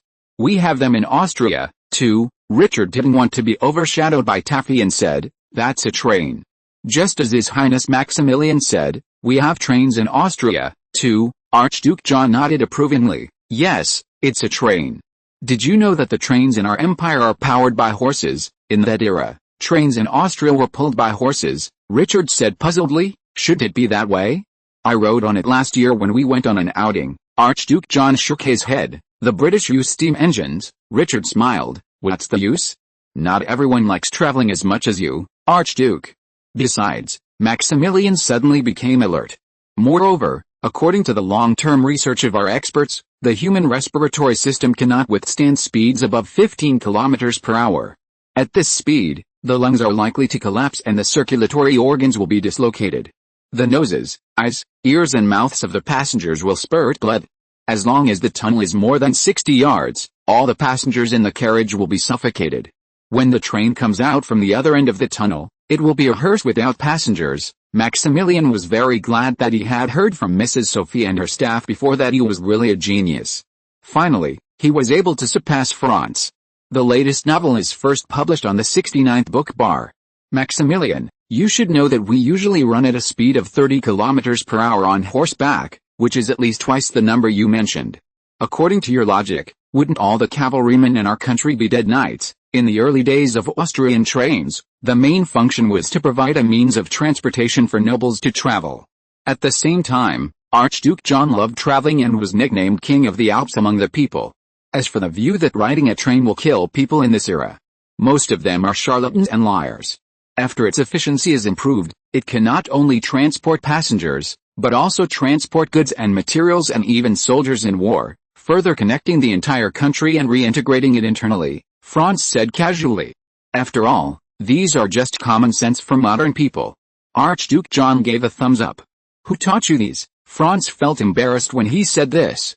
He forgot that railways were still a new thing in this era. Just make up a name? But thinking back, the people who come to teach are either nobles or well-known priests and scholars. Archduke John is famous for his wide range of friends, so it is inevitable that he will be mentioned one day. This Archduke who likes to get to the bottom of things is not easy to fool. He could only sigh and say, "My mother said so." Madame Sophie was not an easy person to deal with. She was always strong, and even gave people the illusion that her husband was the one who married into the family. Archduke John suddenly realized he had indeed mentioned it to Madame Sophie, hoping that she would support his plan. After all, in Vienna, Madame Sophie was more reliable than the weak and short-sighted Queen Anna. Although Madame Sophie rejected his proposal at the time, Archduke John was convinced that his lobbying had worked and could not help but smile. Because he knew that as long as Madame Sophie supported him, the construction plan of the Austrian railway network would be passed sooner or later. After all, in Vienna, no one could stop this woman from doing what she wanted. Historically, Madame Sophie was known as the only man in the Habsburg family at that time. Archduke John was not one of those conservative nobles, and he did not care about the so-called noble's face, so he began to praise Mrs. Sophie's insight. "Franz, you will definitely be a good emperor in the future. 3 lucky kids, you have a good mother. In fact, I also have a plan to build a mining university. I plan to build a national telegraph office. Grandpa John, don't you think it's a bit despicable to use us kids?" Maximilian crossed his 5 fingers behind his head, looking lazy, but his tone was cold. Even if he was scolded by a little kid, Archduke John continued without blushing or beating his heart. "What do you know? A real man should be able to bend and stretch, to advance and retreat. This is the golden truth I have learned in my life for decades. You should learn from me." Maximilian smiled indifferently. "Fatty, I suspect you are driving." Archduke John's class was full of a cheerful atmosphere. In Franz's eyes, Archduke John only saw 2 things right. One was the importance of railways, and the other was the future application of telegraphs. As for the things like opening a roller skate factory and letting everyone wear roller skates to work to improve work efficiency, developing small balloons to hang on the body to make people walk more easily, and even achieve crossing the river with 1 ball, walking directly on the water with 2 balloons hanging on the shoulders, and the automatic cleaning machine he brought that slapped him twice, and the pedal-operated dishwasher that broke 2 bowls, they are indeed bullshit. After a day of classes, I watched my friends leave. Franz began to think about railways and telegraphs. The construction of railways is naturally the sooner the better and the faster the better. Since someone has raised the issue of railways, Franz will certainly not miss this opportunity. But should he do it himself, or secretly help the Grand Duke? Franz thought of Archduke John's previous performance, which was really terrible. "Forget it, I'll just rely on myself." Franz couldn't help but sigh. Is it so difficult to be a behind-the-scenes mastermind these days? Before the advent of Morse code, there is no need to vigorously develop telegraphs now. Maya didn't come, Franz thought. Maybe she fell asleep, or got lost? Anyway, he decided to find her first. When he passed an intersection, he found the careless maid lying in the crack of the door and secretly observing something. If you watch for 10 minutes, you can click on the investment. If you have time, I hope you can help click on it. Thank you. If you're listening to this novel on a channel other than Fanfic World, it means they downloaded and uploaded it without effort. We cordially invite you to visit our channel, Mundo Fanfic Novelis. There you'll find the original version of this story, and you can explore many other novels of various genres. We're waiting for you to immerse yourself in a world of incredible novels. Chapter 8: The Perseverant Archduke John. Maya's buttocks were sticking out, which made people want to kick her. Franz also came over curiously, but Maya didn't notice at this time. Archduke Karl was reading a newspaper in the lounge. Suddenly, Archduke John with a beer belly walked in through the door and looked around to make sure no one else was there. Looking at Archduke Karl glanced back indifferently without saying a word. Archduke John took a deep breath, took 2 steps forward and hugged Archduke Karl's thigh. Archduke Karl was so scared that he stood up and tried to pull his leg out, but found that he couldn't pull it out. "My dear brother, your brother needs help. 1 million. I promise this is the last time. I promise that after the railway is opened, you will become the richest man in the empire. Those shiny things will fall into your pocket continuously. You have to believe me." The middle-aged man with a beer belly and a little bald head had stars in his eyes, trying to move the tall old man. Get out." The tall old man looked disgusted. "My dear brother, you are the best. You will definitely lend it to your dearest brother. This is for the Habsburg family, for Austria, and for all mankind. You have to believe me. I don't believe you. You fat guy is very bad. Pay me back the money you owe me before. Give up your royal status and be more restrained. If it weren't for me, you would have been found by your creditors long ago. Look at what you have done, the roller skates field, the balloon factory, and the 2 Swiss last time. Have they taken away the funds for your dishwasher research? The imitation Portland cement of the cement factory you opened is not up to standard at all. Brother, you don't know how much money the Northern Emperor Railway has made in the 2 years since it was opened. As long as you pay the money and come forward, plus I will play a role, we can definitely establish a company that will surpass the scale of the Northern Railway Company. The Northern Emperor Railway was built with funds from the Rothschild family, and the largest shareholder of the Northern Railway Company was the Rothschild family. During this period, the main railways of the Austrian Empire were built with private funds. However, the aristocracy of this country has not yet noticed the importance of railways, and the management and operation rights of railways are also in the hands of capitalists. The bad results came in 1853. In the Franco-Austrian War, capitalists bribed by the French refused to transport soldiers and supplies for the Austrian army, which dealt a heavy blow to the morale of the Austrian army and indirectly led to the failure of the war. How much money do you make? Do you know how much money it costs? Since those capitalists like to build railways so much, why don't we take theirs? How can you feel at ease in other people's hands than in your own hands? You don't want to be refused to transport soldiers and food in the future, then why doesn't your route map pass through our fortresses and barracks? The troops have to go to your train station to assemble. How can you make money by building railways in such remote places? Although Franz questioned Archduke John's ability, he still agreed with his current judgment. Historically, the state-owned railways of the Austrian Empire advocated that the railway lines should be arranged in strategic locations. In fact, the economic value of these places is limited. During the same period, the railways in Britain, France and the United States all effectively promoted general economic development. However, the state-owned railways in Austria did not play a big role in economic development. On the contrary, the private railways of the Austrian Empire greatly promoted the economic development along the route, and the capitalists made a lot of money. The capitalists who made a lot of money lent the money to the faster developing French Empire and German states, such as Prussia and Bavaria. The profit-seeking nature of capital destined them not to invest money in the slow-developing Austrian Empire. After the French Empire and German states such as Prussia and Bavaria received capital injections, the accelerated economic development further widened the gap with the Austrian Empire. The Austrian Empire is gradually declining and will eventually perish. The stench of the dying empire can be smelled decades before its demise. The greedy hunters have long been prepared to enjoy this feast. History has proved that backwardness will be beaten. What if you don't want to be beaten? Development is the hard truth. How to develop? Hammer forging iron, and be strong. What pyramid schemes, stocks, and usury are all unacceptable. Making money? Is national security more important or your few stinky money more important? Archduke John was speechless for a moment. Still, he said with a stiff upper lip, I don't know. I only know that I don't have the money to build a railway now, and this is very important to me. Franz sighed. Archduke John was indeed a fool. National security and economic development were not contradictory, but he was inadvertently led into a ditch by Archduke Karl without knowing it. But fortunately, this Archduke was thick-skinned enough and experienced enough to play rogue and persuade others. After a quarter of an hour of stalemate, the tall old man reluctantly took out a check from the Rothschild Bank and wrote a number with a maximum limit on it. The slightly fat and slightly bald middle-aged man took the check and his eyes lit up as if he had found a treasure. Archduke Karl sighed helplessly, took out another check, wrote the same number on it, and handed it over. Here, the one I lent you just now, this one is my investment. Archduke John was very excited and wanted to give Archduke Karl a bear hug. But Archduke Karl held his head down with a look of disgust, and he couldn't get close. Don't come over here, you are too old. The latest novel is published on the 69th book forum. At this time, Maya was shocked to find someone lying next to her, and then pushed Franz out. The scene was very embarrassing. Maya shrank her neck and head behind the door. Who is it? Come in. Seeing Franz appear, Archduke John immediately stood up and dusted off his clothes calmly. Archduke Karl frowned. As a commander, he was brave and cunning.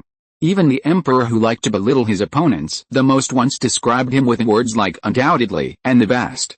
But he was not good at dealing with children. His two sons would only come to him when they had no money. He recalled what he had done. The eldest son liked cannons, so he bought more than a dozen cannons of various models for him to tinker with. The second son became the commander of the navy and felt that the flagship of the Austrian Imperial Navy was not impressive enough. Archduke Karl bought a second-class sailing battleship from Britain as a gift for him. The two boys liked the same brand of white wine, so they bought the winery. Then he thought about what his parents did when he was a child. Archduke Karl was interested in military affairs, so his adoptive parents spent money to build a 2,000-man private army for him. He wanted to be a general, so his adoptive parents bribed the emperor. After recalling the past, Archduke Karl scratched his head and felt that it was not his fault. Boy, what do you want to do? Investment. Chapter 9. Invest. Archduke Karl was a little confused. How much do you plan to invest, my dear little Franz? Archduke John asked with a smile. If Austria's main railway can be completed ahead of schedule, there will be more chances to survive in the stormy year. After all, no one can predict whether an uprising will get out of control. Of course, the more chips in hand, the better. In Franz's impression, the capital has fallen twice. Invest? Use your New Year's money, little Franz. Archduke Karl smiled non-committally. Family annuities are also issued once a year and are somewhat similar to New Year's money. The two old men obviously wanted to quickly put aside the embarrassing scene just now. Franz has a lot of property. The annual royal annuity is 10,000 guilders, and 100,000 guilders in 10 years. Over the years, the elders of the family and the local nobles have also given a lot of gifts. Of course, the largest amount is the legacy left by the old man, which is as much as 1 million guilders.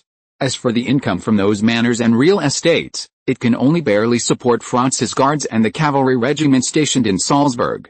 The cavalry officers of this era were all local tyrants, because they had to maintain their own horses. This expense was not something that ordinary people could afford, and they also needed a good background, otherwise they could not suppress these arrogant cavalrymen. Franz will officially take over these wealth on his 10th birthday, and then he can do what he wants. Add some chips for the country to survive the stormy year. Archduke Karl has the qualifications to be proud. If the Jews in the Austrian Empire are excluded, then he's the richest man in the Austrian Empire. As the largest noble in the entire Austrian Empire at this time, he not only owns 3 million acres of land, but also a large number of manors and villas. The Summer Palace Wilburg and the Winter Palace Albina at home are both buildings of later civilization. There are tens of thousands of artworks and antiques in the house, and there are countless industries invested in both openly and secretly. In addition, he is the largest creditor of the empire, with more than 100 million guilders of Austrian Empire bonds in his home. Franz's annual royal annuity of 10,000 guilders is really a small amount of money that is not worth mentioning in front of this person. The check for 2 million guilders just now would take Franz 200 years to save up, even if he didn't eat or drink with his current income. Brother, don't be in a hurry. Little Franz, what do you want to invest in? Are you interested in my national railway plan? Archduke John rubbed his hands and smiled proudly. Archduke Karl had a headache. Wasn't it the railway from Austria to Italy just now? How did it suddenly become a national railway network? This old guy really knows how to take advantage of the situation. Yes, Grandpa John, Franz answered straightforwardly.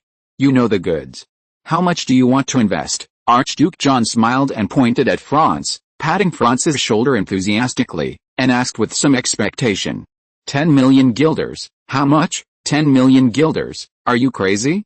Where do you get so much money? Archduke Karl spoke first, impatiently. Didn't your mother tell you that railways are risky and that you need to be cautious when investing? Grandpa Karl, I don't have it, but you do, you kid. My money doesn't come from the wind. Archduke Karl was a little annoyed. He was afraid that Franz would bleed again after such a disturbance. He was treating me as a fat sheep and wanted to slaughter me. Although Archduke Karl had an extraordinary status in the royal family, it was not easy to offend the future emperor. Archduke John continued to smooth things over. Brother, you are investing this money in the future of the empire. It's worth it. He patted Archduke Karl's shoulder, who was half a head taller than him, and emphasized the word future. Archduke Karl was more concerned about whether Franz's words were instructed by Madame Sophie. After all, what does a 10-year-old child know? If it was Madame Sophie's instruction, then something has already been decided within the royal family, so why do I feel like an outsider? Archduke Karl's influence within the royal family is not as good as Madame Sophie's because of his upright character and the deliberate suppression by the previous emperor. It is also thanks to the fact that Archduke Karl was born in Europe. If he was in the East, he would have been killed by a cup of poison wine, or his entire family would have been executed. He is rich and good at fighting. He has many students and former officials all over the world, and he always goes against the emperor. It is not too much to kill him 10 times. The latest novel will be first published on Shuba. Let's get back to the point. Taking out so much money at once and investing in something he doesn't know much about is painful even for him, the fake richest man in the empire. Forget about this guy with a mental disorder. Little Franz, why are you so keen on investing in railways? It was obvious that Archduke Karl wanted an explanation and wanted to test the little brat in front of him. To see how capable he was and to satisfy his own bad taste. Archduke Karl knew that a little brat could easily remember a point of view under the guidance of others, but he often could not explain the specific reasons clearly because he himself did not understand them. As for the 10 million that the little brat boasted about, he would cut 5 million first. Now he wanted to see the look of this confident kid being deflated, which must be very funny. Because it will change the rules of war. Chapter 10 Test. Because it will change the rules of war. What? For this man who has devoted his life to military science, his shock at this moment is beyond words.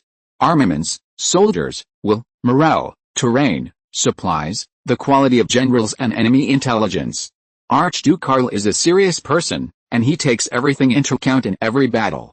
It's not that he can't understand what the use of these sightseeing cars, trains, in the eyes of some generals is. It's just that he didn't expect the other party to hit the nail on the head so quickly. After all, he is a veteran of the battlefield. After a brief surprise, he calmed down and continued to ask how to change, but his tone was much milder than before.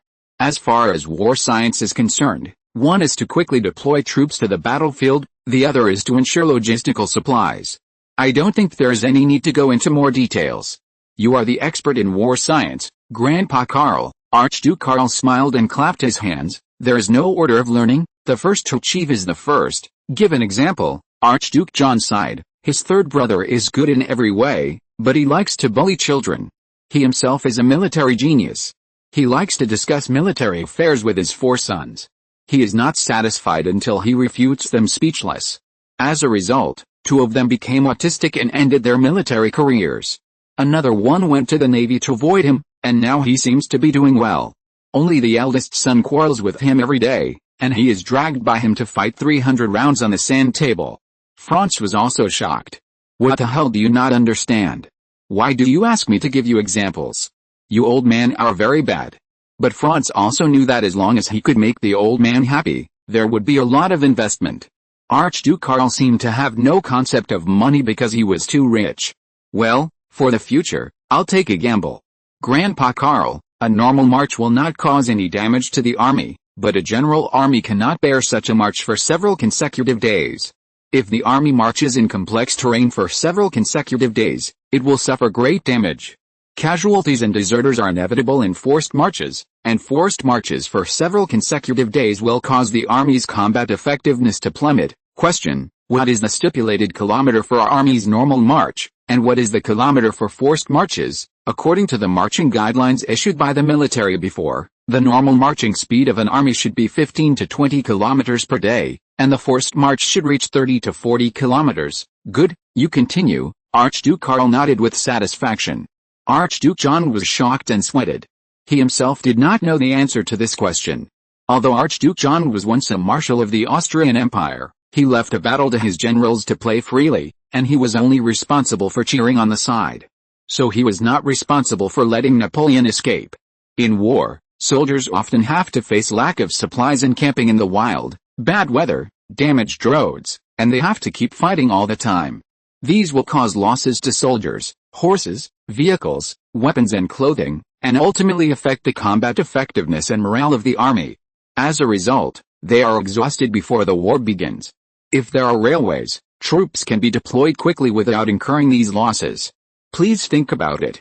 If a soldier gets sick on a muddy road in the wild with a backpack on his back and marches in the rain, how much damage and weakening will be suffered compared to getting sick in the barracks?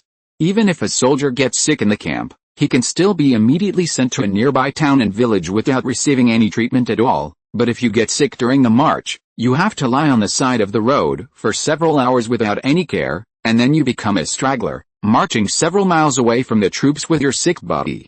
In this case, how many minor illnesses have become serious illnesses, and how many serious illnesses have become incurable diseases? Think about it again. On the dusty road and under the scorching summer sun, even a moderate march will make the soldiers feel scorching hot, causing them to drink raw water due to extreme thirst, and thus become sick or even die. The army is a tool born for war and must always be kept in the best condition. However, if it is used as a tool, it will be worn out.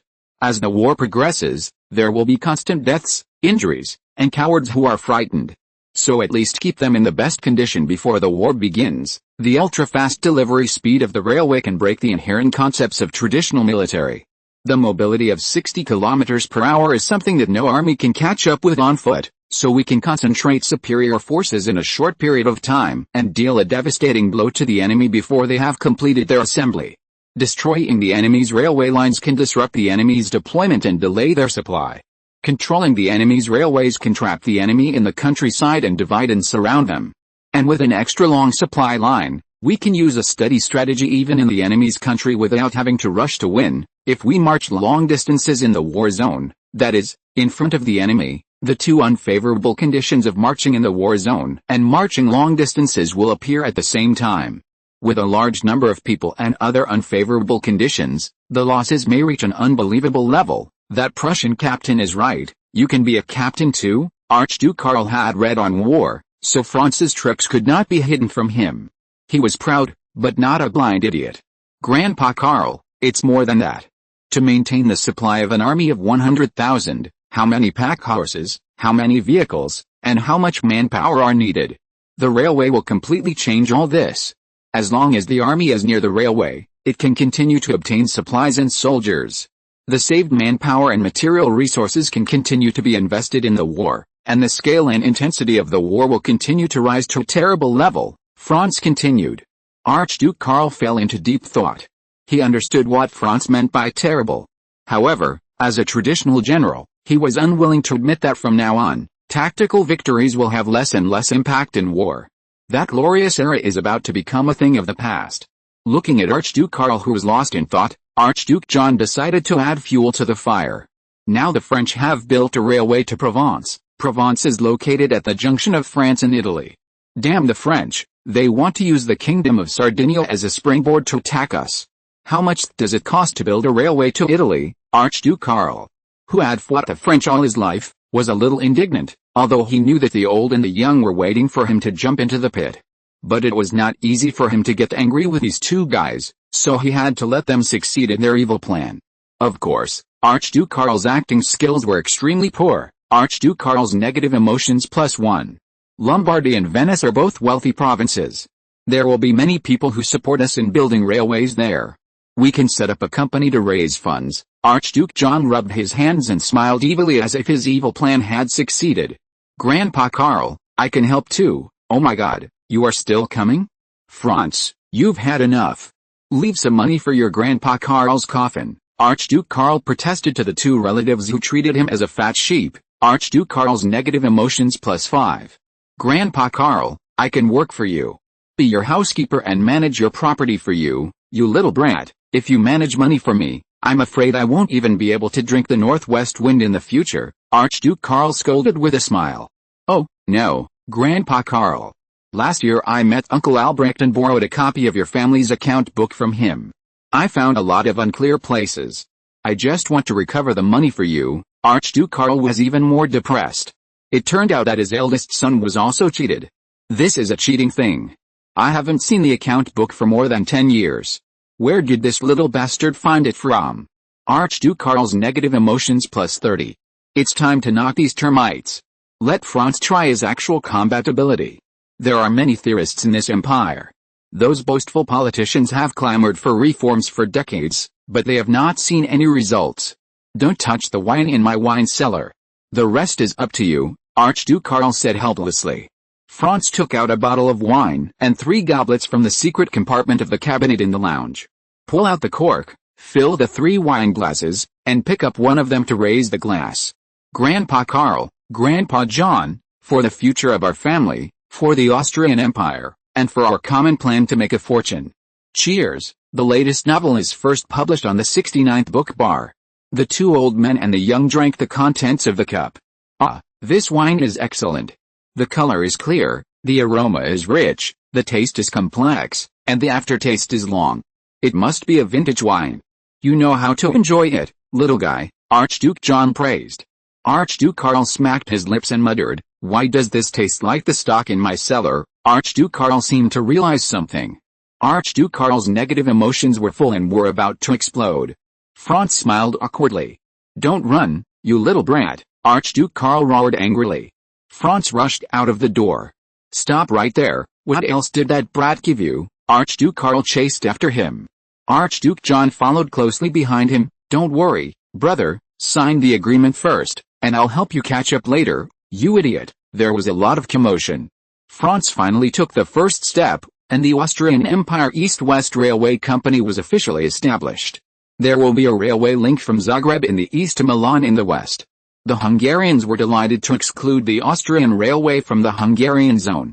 In the empty castle, a man with empty eyes stared at the red wine glass in front of him. In the dim candlelight, a black shadow was slowly approaching the man. The black shadow suddenly took out a dagger and stabbed the man. Thunder sounded, and heavy rain poured down.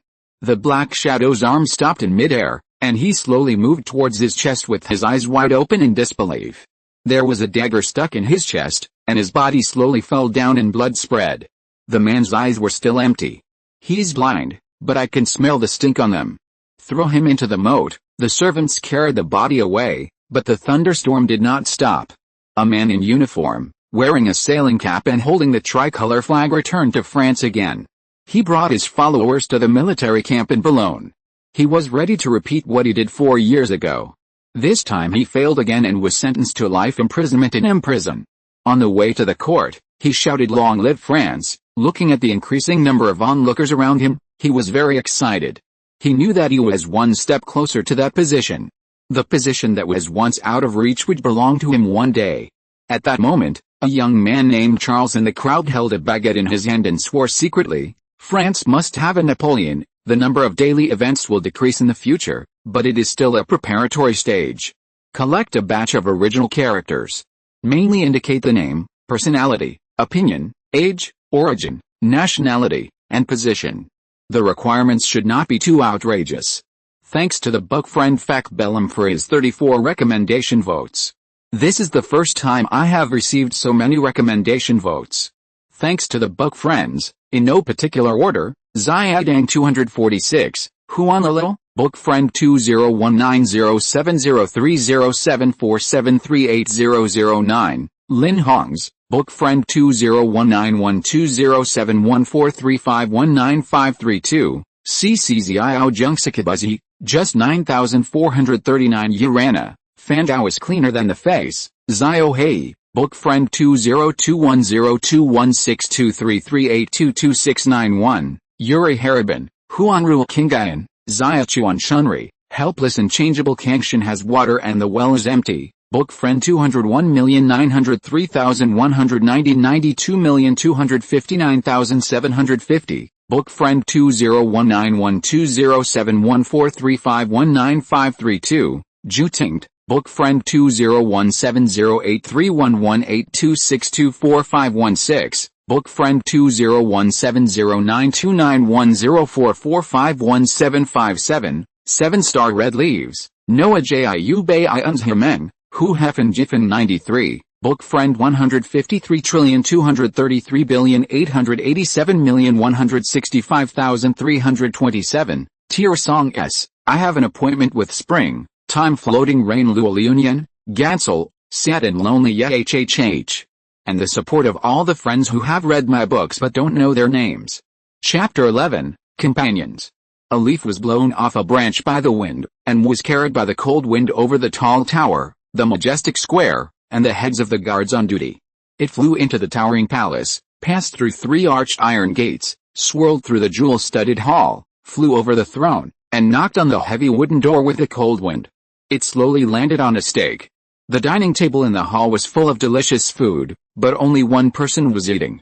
The 2 people standing on the left and right were the highest officer of the Special Section 3 and his Minister of the Army. I hate these boring banquets. Looking at the table full of delicious food, coupled with a group of self-righteous dignitaries, it's really hard to swallow. The king, who was sitting alone in the main seat, grabbed a piece of steak and stuffed it into his mouth without hesitation, tearing it apart, without the usual kingly demeanor. Why do I always feel so hungry and can't eat enough? The king pried open the shell of a lobster and threw the white meat inside into his mouth, making a crackling sound. Because someone doesn't want you to be full, the voice of the person who spoke was low and hoarse, like a ghost in hell. The king's chewing slowed down a little, and then it started again. After a long while, the king grabbed the bottle and took a big gulp, then let out a long breath. My general, what do you think? I am your majesty's sword, and your majesty's opinion is my opinion. The king picked up the leaf from before, threw it into his mouth and chewed it. It's better to have things from your own home. Next time we will do it ourselves. Yes, I will follow your majesty's will. The person standing in the shadow on the other side spoke. Your majesty, what about the remnants of the Poles and the Decembrists? The king pulled off the napkin and wiped his mouth, then threw it aside. Remember to serve me potatoes tomorrow. Our country's potatoes are the best. Let them go to Siberia to dig potatoes. The king stood up and left, and the door was closed again. On the other side of the earth, on the sacred mountain of the Sioux, the best young people from each tribe come here every year to listen to the prophet's teachings. A strong boy walked into the prophet's hut. Welcome, kid. Your destiny has been revealed. You will be our last warrior king. You will lead us to revenge. Your archery skills will surpass all of us, and your arrow will eventually shoot down a star. Can we win, prophet? No. What will happen to us? The horse is on the reins, and the eagle can no longer fly into the sky. The last young man with red skin walked into the prophet's hut. Child, your spirit is extremely strong. Your ghost dance will attract more powerful demons and make the Americans pay the price they deserve. But is it worth it? If you associate with the devil, you will lose your soul. It's worth it, prophet. All my people have died on the road of tears, and I am the whole people. Back on the frozen tundra in the north, a young man was struggling to drive a wooden stake. Why are you working so hard, young master? You are exhausted. There is no doctor here. The young man did not answer. The middle-aged man with a Polish accent continued. I heard that you are a nobleman. Just look at the carriage that sent you something last time. Is that woman your wife or lover? Wow, what a beauty. Why can't you let it go? Admit your mistakes and continue to be your young master, isn't it? The middle-aged man with a Polish accent put a new wooden stake in the pit he had just dug. Why do you want to fight for a country that has been destroyed for decades? The young man swung a sledgehammer and hit the wooden stake. The Polish Federation is over, but the Poles are still there. If you want to destroy my country, you have to die. The middle-aged man took off the wine jug, took a sip of wine, sat on the ground and looked at the sky. You are a good person, and I also hope that the people in my country can think like you. Then it will be difficult for us to restore our country. The two laughed, and the middle-aged man threw the wine jug to the young man. Why are you here? The people in my country are sleeping, but I can't wake them up. Haha, disturbing people's sleep is not good. It seems that we are all unwelcome people. That lady is my fiancée, and I am an illegitimate child. No wonder I haven't heard of your last name. Haha, yes. My father got it for me, which means sincerely. It seems that your father loves you very much. Unfortunately, I disappointed him. It is difficult to be both loyal and filial. It has been like this since ancient times. If you can leave, will you still do those stupid things? Yes, me too. Haha, haha. Not long after, the young man bribed the local official with a gold pocket watch, allowing the middle-aged man to be free. In the manor in Pomerania. I know that my talent is to command others, not to be commanded by others. A year ago, a young man resigned from the post of local official of the Potsdam authorities in such a tone. He returned to the countryside like his father did in the past, and seemed to be ready to be a country bumpkin. Only he himself knew that with the end of that vigorous love, the goddess he loved married a British country bumpkin with 4 horses and an annual income of 20,000 guilders, and he had completed his transformation. Love is ultimately no match for money, and a dog licker will not die well. While teasing his love, the Republican ideas he once had also vanished, replaced by firm monarchical ideas. He knew that it was impossible to unify Germany by relying on those bourgeois liberals, and their dog-licking practices would only bring shame upon themselves in the end. To unify Germany, he needed a strong power, an ambitious and ideal monarch. And these were just his stepping stones. He only believed in himself. The future of Germany does not rely on the liberalism of resignation to fate, but on its own efforts. He wrote in his diary, which translated into Chinese is almost my fate is determined by me, not by God. I have to earn my own life. Central Asia, the capital of an ancient kingdom. The latest novel is first published on 69 Shuba. An officer in a white shirt and black shorts got up in the middle of the night. He sat at the table and looked at the map on the table. They had occupied all the major cities. He was now sitting in this former palace, but he felt like he was falling into an ice cave. They only sacrificed 200 people to capture this city. But in the 3 months after the occupation, there were at least 2,000 casualties.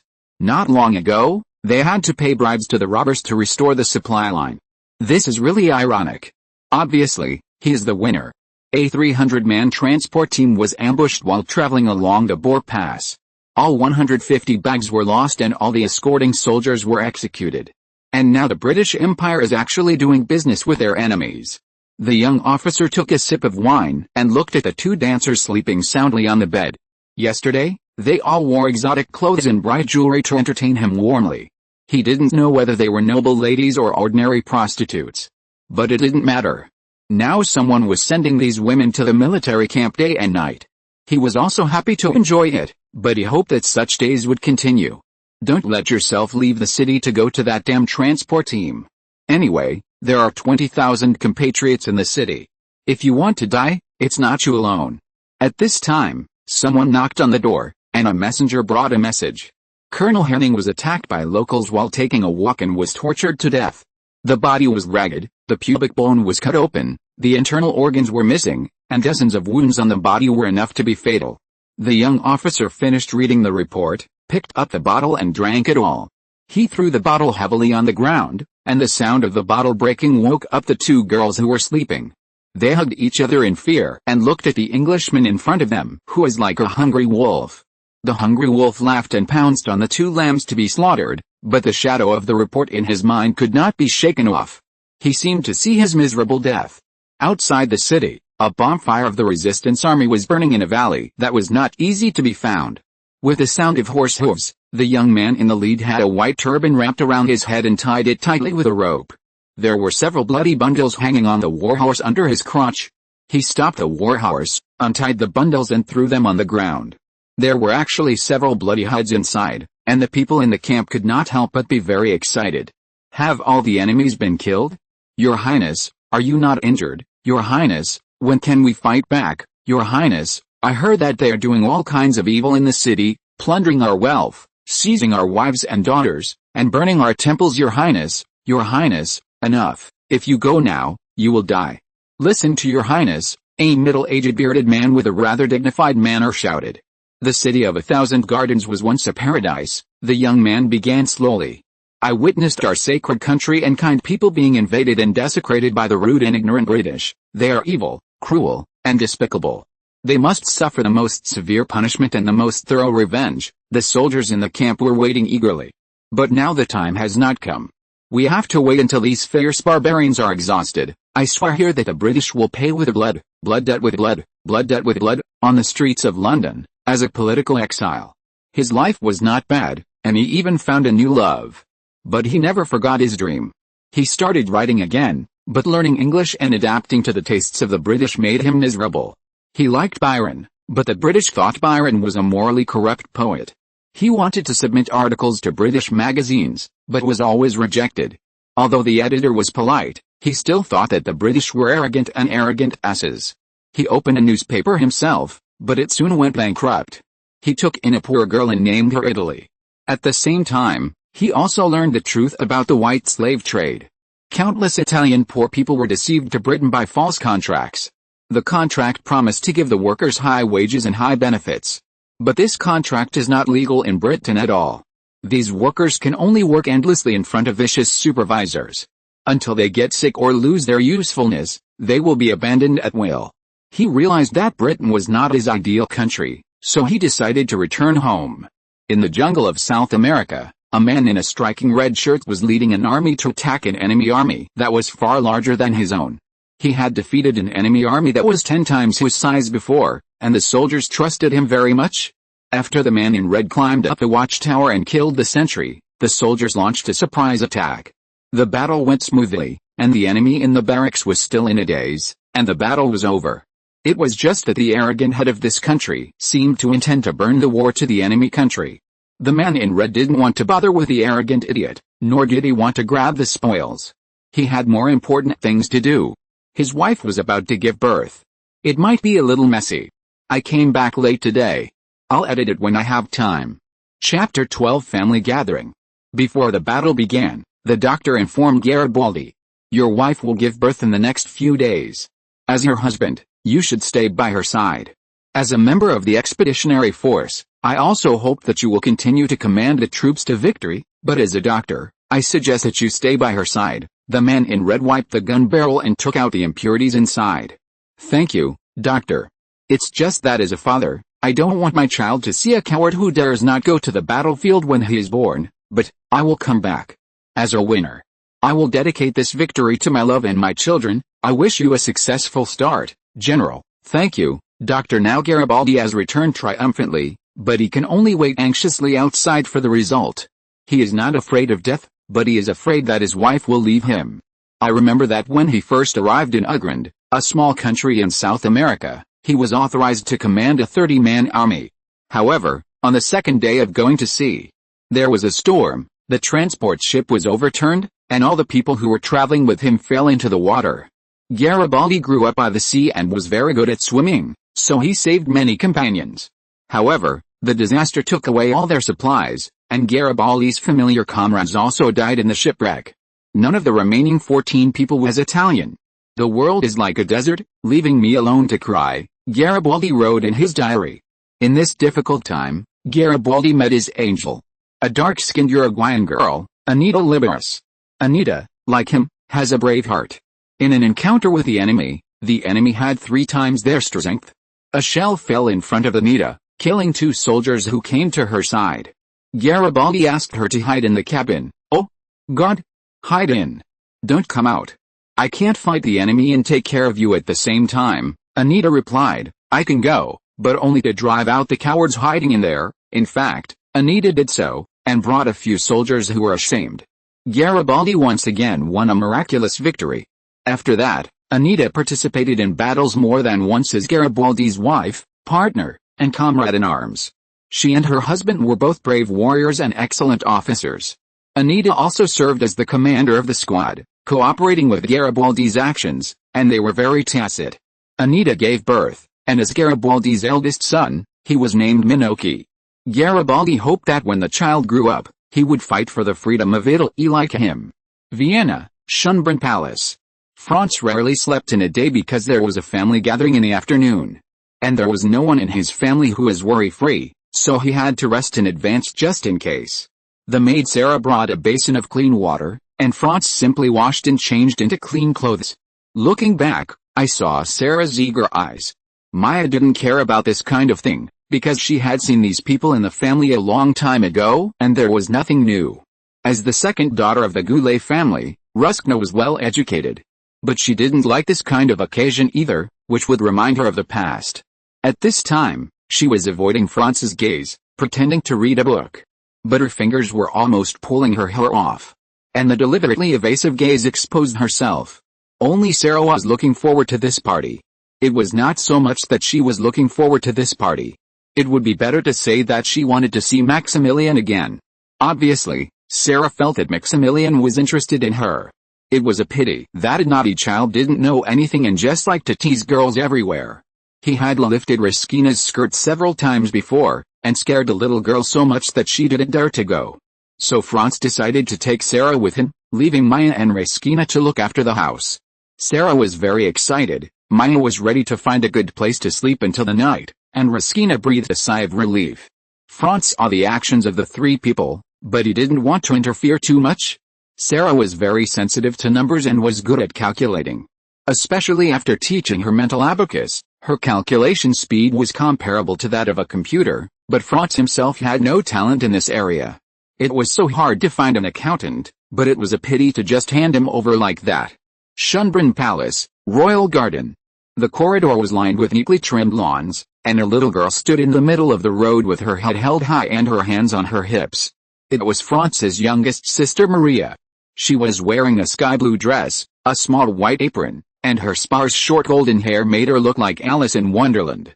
At this moment, she was holding a freshly caught grasshopper in her hand, tilting her head, looking at Franz with her big eyes very proudly. "I just caught the grasshopper. Isn't it great? Here's the grasshopper, play with me." The latest novel was first published on the 69th book bar. My little Maria is the best, brother plays with Maria as a brother. Franz just wanted to hold this lovely sister on his neck. Franz threw the grasshopper away and chased it with his sister on his back. Madame Sophie discovered Franz's unreliable behavior. As a mother, she was very sensitive, especially when the 2 children were doing dangerous things. "Franz, Put Maria down quickly. Don't run away. Madame Sophie didn't find anything handy, so she took out a small parasol from the maid and followed closely. Brother Franz, mother is catching up. Run. Go. Go. Go, little Maria shouted in a baby voice. Franz also pretended to be a horse, neighing and rushing forward. Madame Sophie was wearing a crinoline skirt and could only worry about her inconvenience. Maximilian was playing the game of eagle catching chickens with the maids. Ludwig was reading a book and lifting dumbbells at the same time. He believed that hard work can make up for lack of talent, and as long as he worked hard enough, he would catch up with his two brothers sooner or later. Now his height has exceeded Maximilian, and is about the same as Franz, who is 2 years older than him. Franz's cheap father filled the table with all kinds of wine, brandy, whiskey, champagne, gin, absinthe, rum, and of course, Austria's most famous white wine and bull's blood. After a few glasses of wine, the cheap father was a little tipsy. Just then, a flock of birds flew by, and the cheap father yelled, "Look, children, let me show you some hunting skills." The cheap father grabbed a gun from the guard and shouted excitedly. At this time, the guards in the entire courtyard, including the servants, were a little panicked. What if this not-so-smart Archduke accidentally hurt someone? Who would stop him? A drunk madman holding a gun. There is nothing more terrible than this. If there is, it is that this madman is an Archduke. Everyone is praying that the Archduke will not aim the gun at himself or others, and it is best not to break anything. Because every statue here is very expensive, and they will be responsible for any damage. At this time, Madame Sophie strode forward and snatched a rifle from the Archduke. The Grand Duke wanted to take it back, but was slapped by Madame Sophie. He sat on the ground, feeling very wronged. Although everyone sympathized with the Grand Duke, they still cheered for Madame Sophie. After all, Madame Sophie had just saved everyone's life. The Hungarian envoy, Count Andrew, has arrived, Colonel Schussel, who was guarding the entrance to the garden, announced helplessly. It's the ambassador of the Kingdom of Hungary. Count Andrew snorted coldly, pushed away the guards blocking the way in front of him, and strode towards Madame Sophie's family with a few followers. His arrogant look made people uncomfortable. Chapter 13 Uninvited Guests. Count Andrew held his head high, wearing a purple fur hat, classic Hungarian national costumes, decorated with gold thread and jewels, and a saber hanging from his waist, the scabbard of which was inlaid with various gems. The followers behind him were also very proud, wearing fur hats, green tops and red coats unique to Hungarian hussars, and sabers hanging from their waists. They liked to see these Austrians at a loss. The funny look of the soldiers who were pushed down, the garrison officers who lowered their heads and dared not speak, and the confused royal family, they were really a bunch of waste. Mr. Sukkot was right. Hungarians are wolves on the prairie, how can they be dogs of the Habsburgs? The future of the Hungarians lies in annexing Transylvania and then completing what the Ottomans and Napoleon did not do. Dear Archduke Franz Karl and Archduchess, please allow me to present our most sincere blessings and gifts to Archduke Franz Joseph. The attendants behind Count Andrew opened the small boxes one by one, and inside were boxes of colorful gems, gold coins and some strange things. Franz was a little disappointed. It seemed that there were no treasures, and the total value was about 50,000 guilders. However, no matter how small a mosquito leg is, it is still meat, so just make do with it. The last box actually contained a ham, and Franz's expression froze instantly. He thought to himself, I am a crown prince after all. Giving me a ham is too shabby. This is the finest Mangalitsa pig ham pickled by Chef Rudek himself. It is definitely a rare treasure, Count Andrew continued to explain. Little Maria and Ludwig bit their fingers at the same time, looking very greedy. Count Andrew ordered the silverware on the table to be removed and replaced with their own goldware.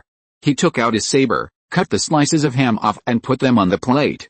He took out a bottle from his arms, which contained white powder, which seemed to be some kind of seasoning.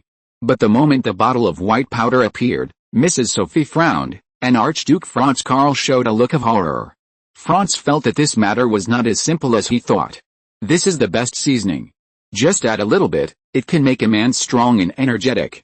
It can make a woman's skin rosy and tender, and her figure more elegant and moving.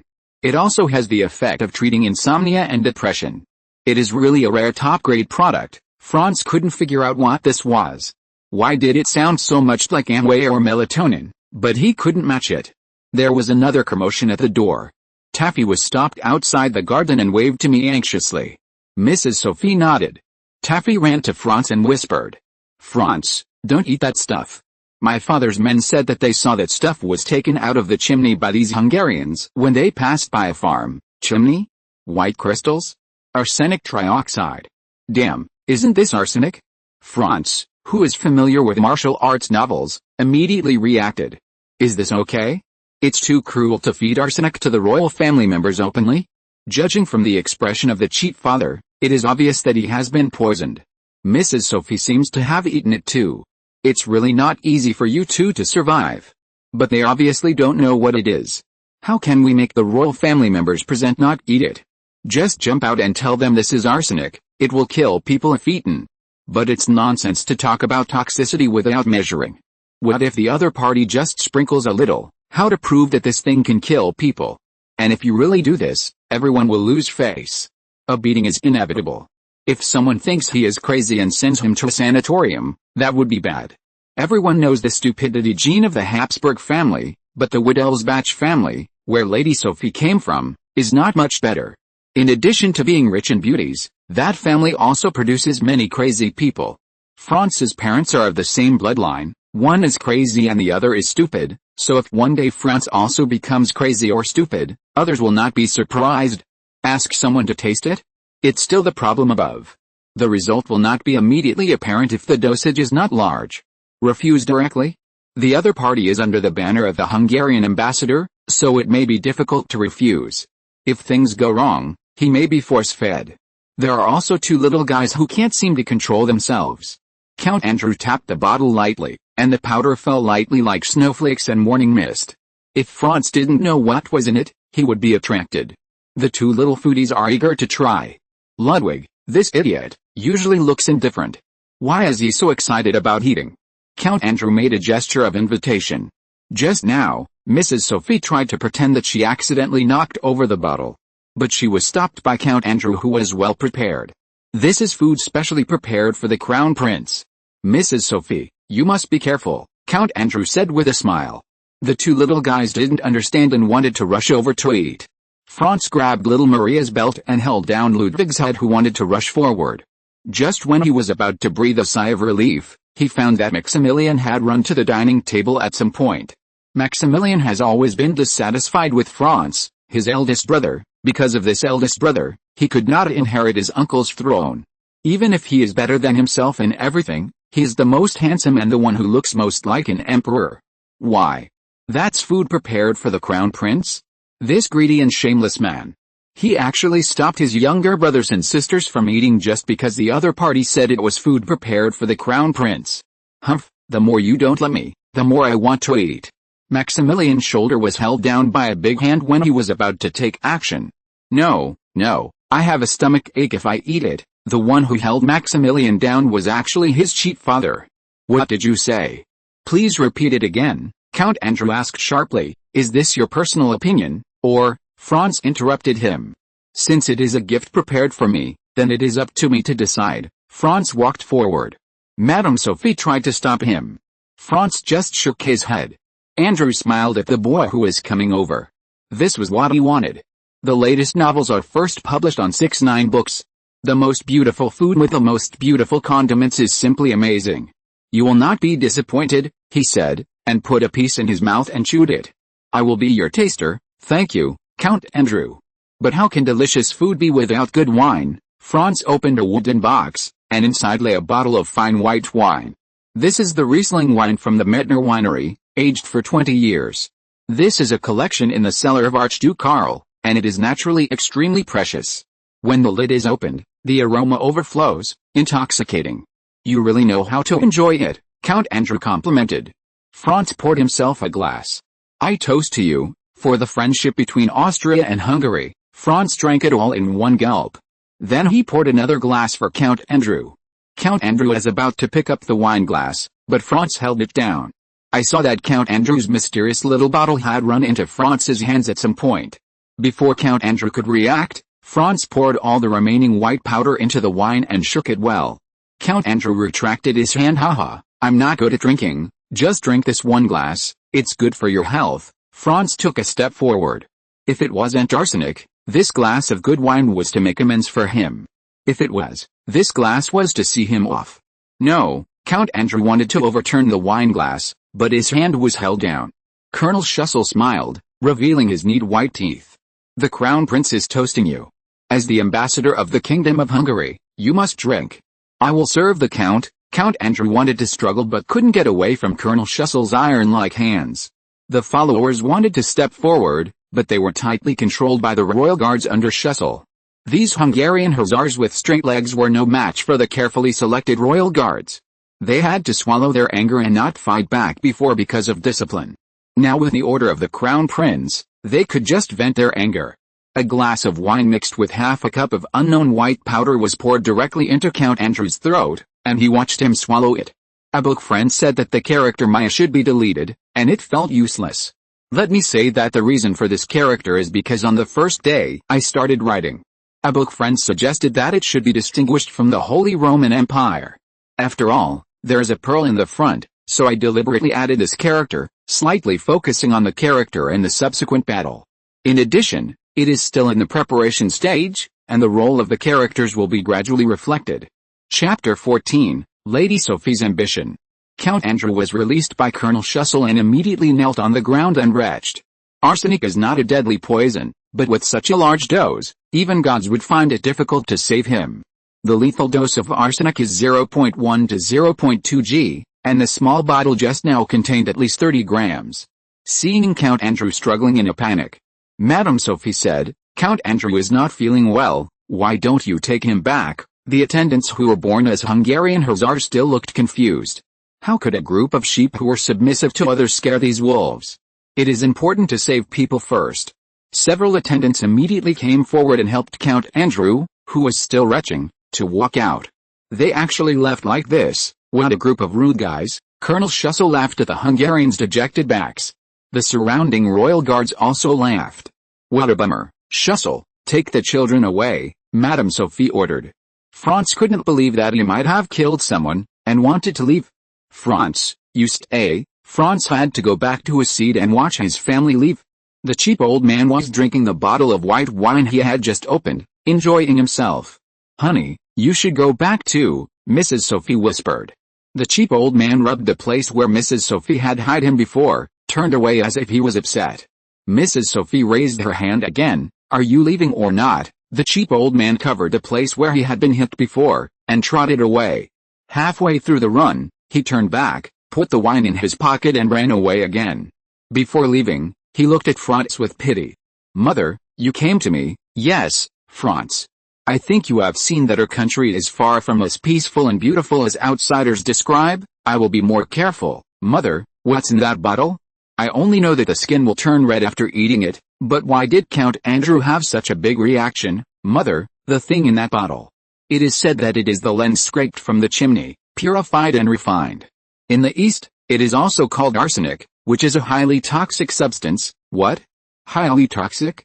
Then we took it a few years ago. The extraction method is too rough and the purity is not enough, but as long as the amount is large enough, it can also be fatal, Franz added. But Count Andrew is not dead. Madame Sophie was a little confused. Arsenic will not kill you immediately. It depends on the dosage and your physical condition. If it's fast, it will take only a quarter of an hour, and if it's slow, it will take 4 to 5 hours. You will feel a burning sensation in your throat, nausea, and headaches at first.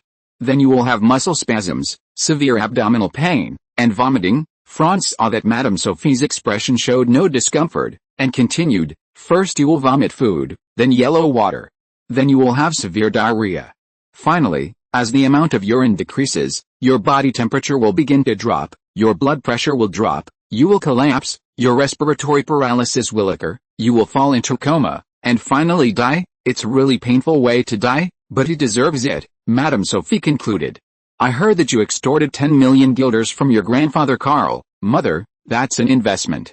We will split the profits 55-50. And I will also work at Grandpa Karl's house, Franz explained. Franz, I always think you are a special child, Mother. You don't have to worry about safety. I will not start going out until after my 10th birthday. I believe a guard of 100 people is enough to protect my safety, Madame Sophie sighed. Your grandfather Karl's territory is still very safe. Mom needs your help now. My clothing factory is about to go bankrupt, and you have shares in it. If you don't help me, you won't get your money." It is obvious that Madame Sophie took Franz's property to invest in the clothing factory, and now it is about to go bankrupt due to poor management. Franz was very upset. How could they cheat people one by one and still be so self-righteous?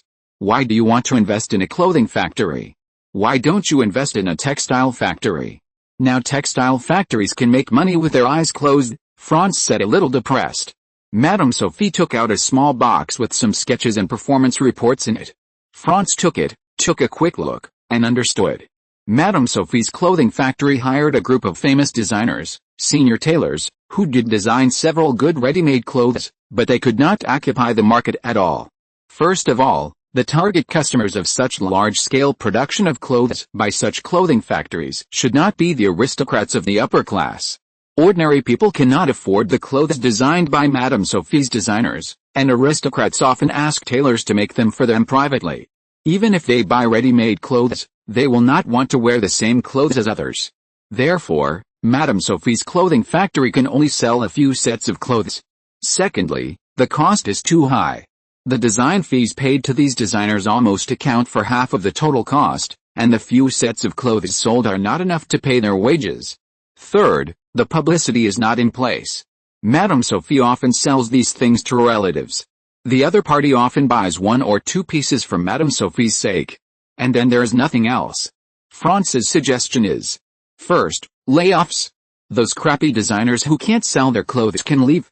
The remaining designers can form a team to take charge of high-end customers and do private customization. Second, change the target customers. The price of cloth is very low now and will be even lower in the future. So why not make some cheap ready-made clothes to sell to ordinary people and workers? As long as the price is low enough, you can even sell them to rural areas. Their individual purchasing power may not be good, but the quantity is huge. Finally, for publicity, wouldn't it be better to directly put the clothes on workers and those popular folk artists? You can also hire some special sales staff to promote them. And you just need to sell the best and most fashionable clothes. For example, wear them at upper-class banquets, or give them as gifts at a lady's birthday party. In fact, Franz had a similar plan a long time ago, and the first design was jeans. The advantages of jeans are that they are practical, durable, cheap, and timeless. Franz handed the design of jeans to Mrs. Sophie. The latest novels are first published on the 69th book bar. But Mrs. Sophie was indeed frowning. "Franz, are you sure this thing can make money? It looks very ordinary, Mother. The advantage of this pair of pants is that it is durable and cheap.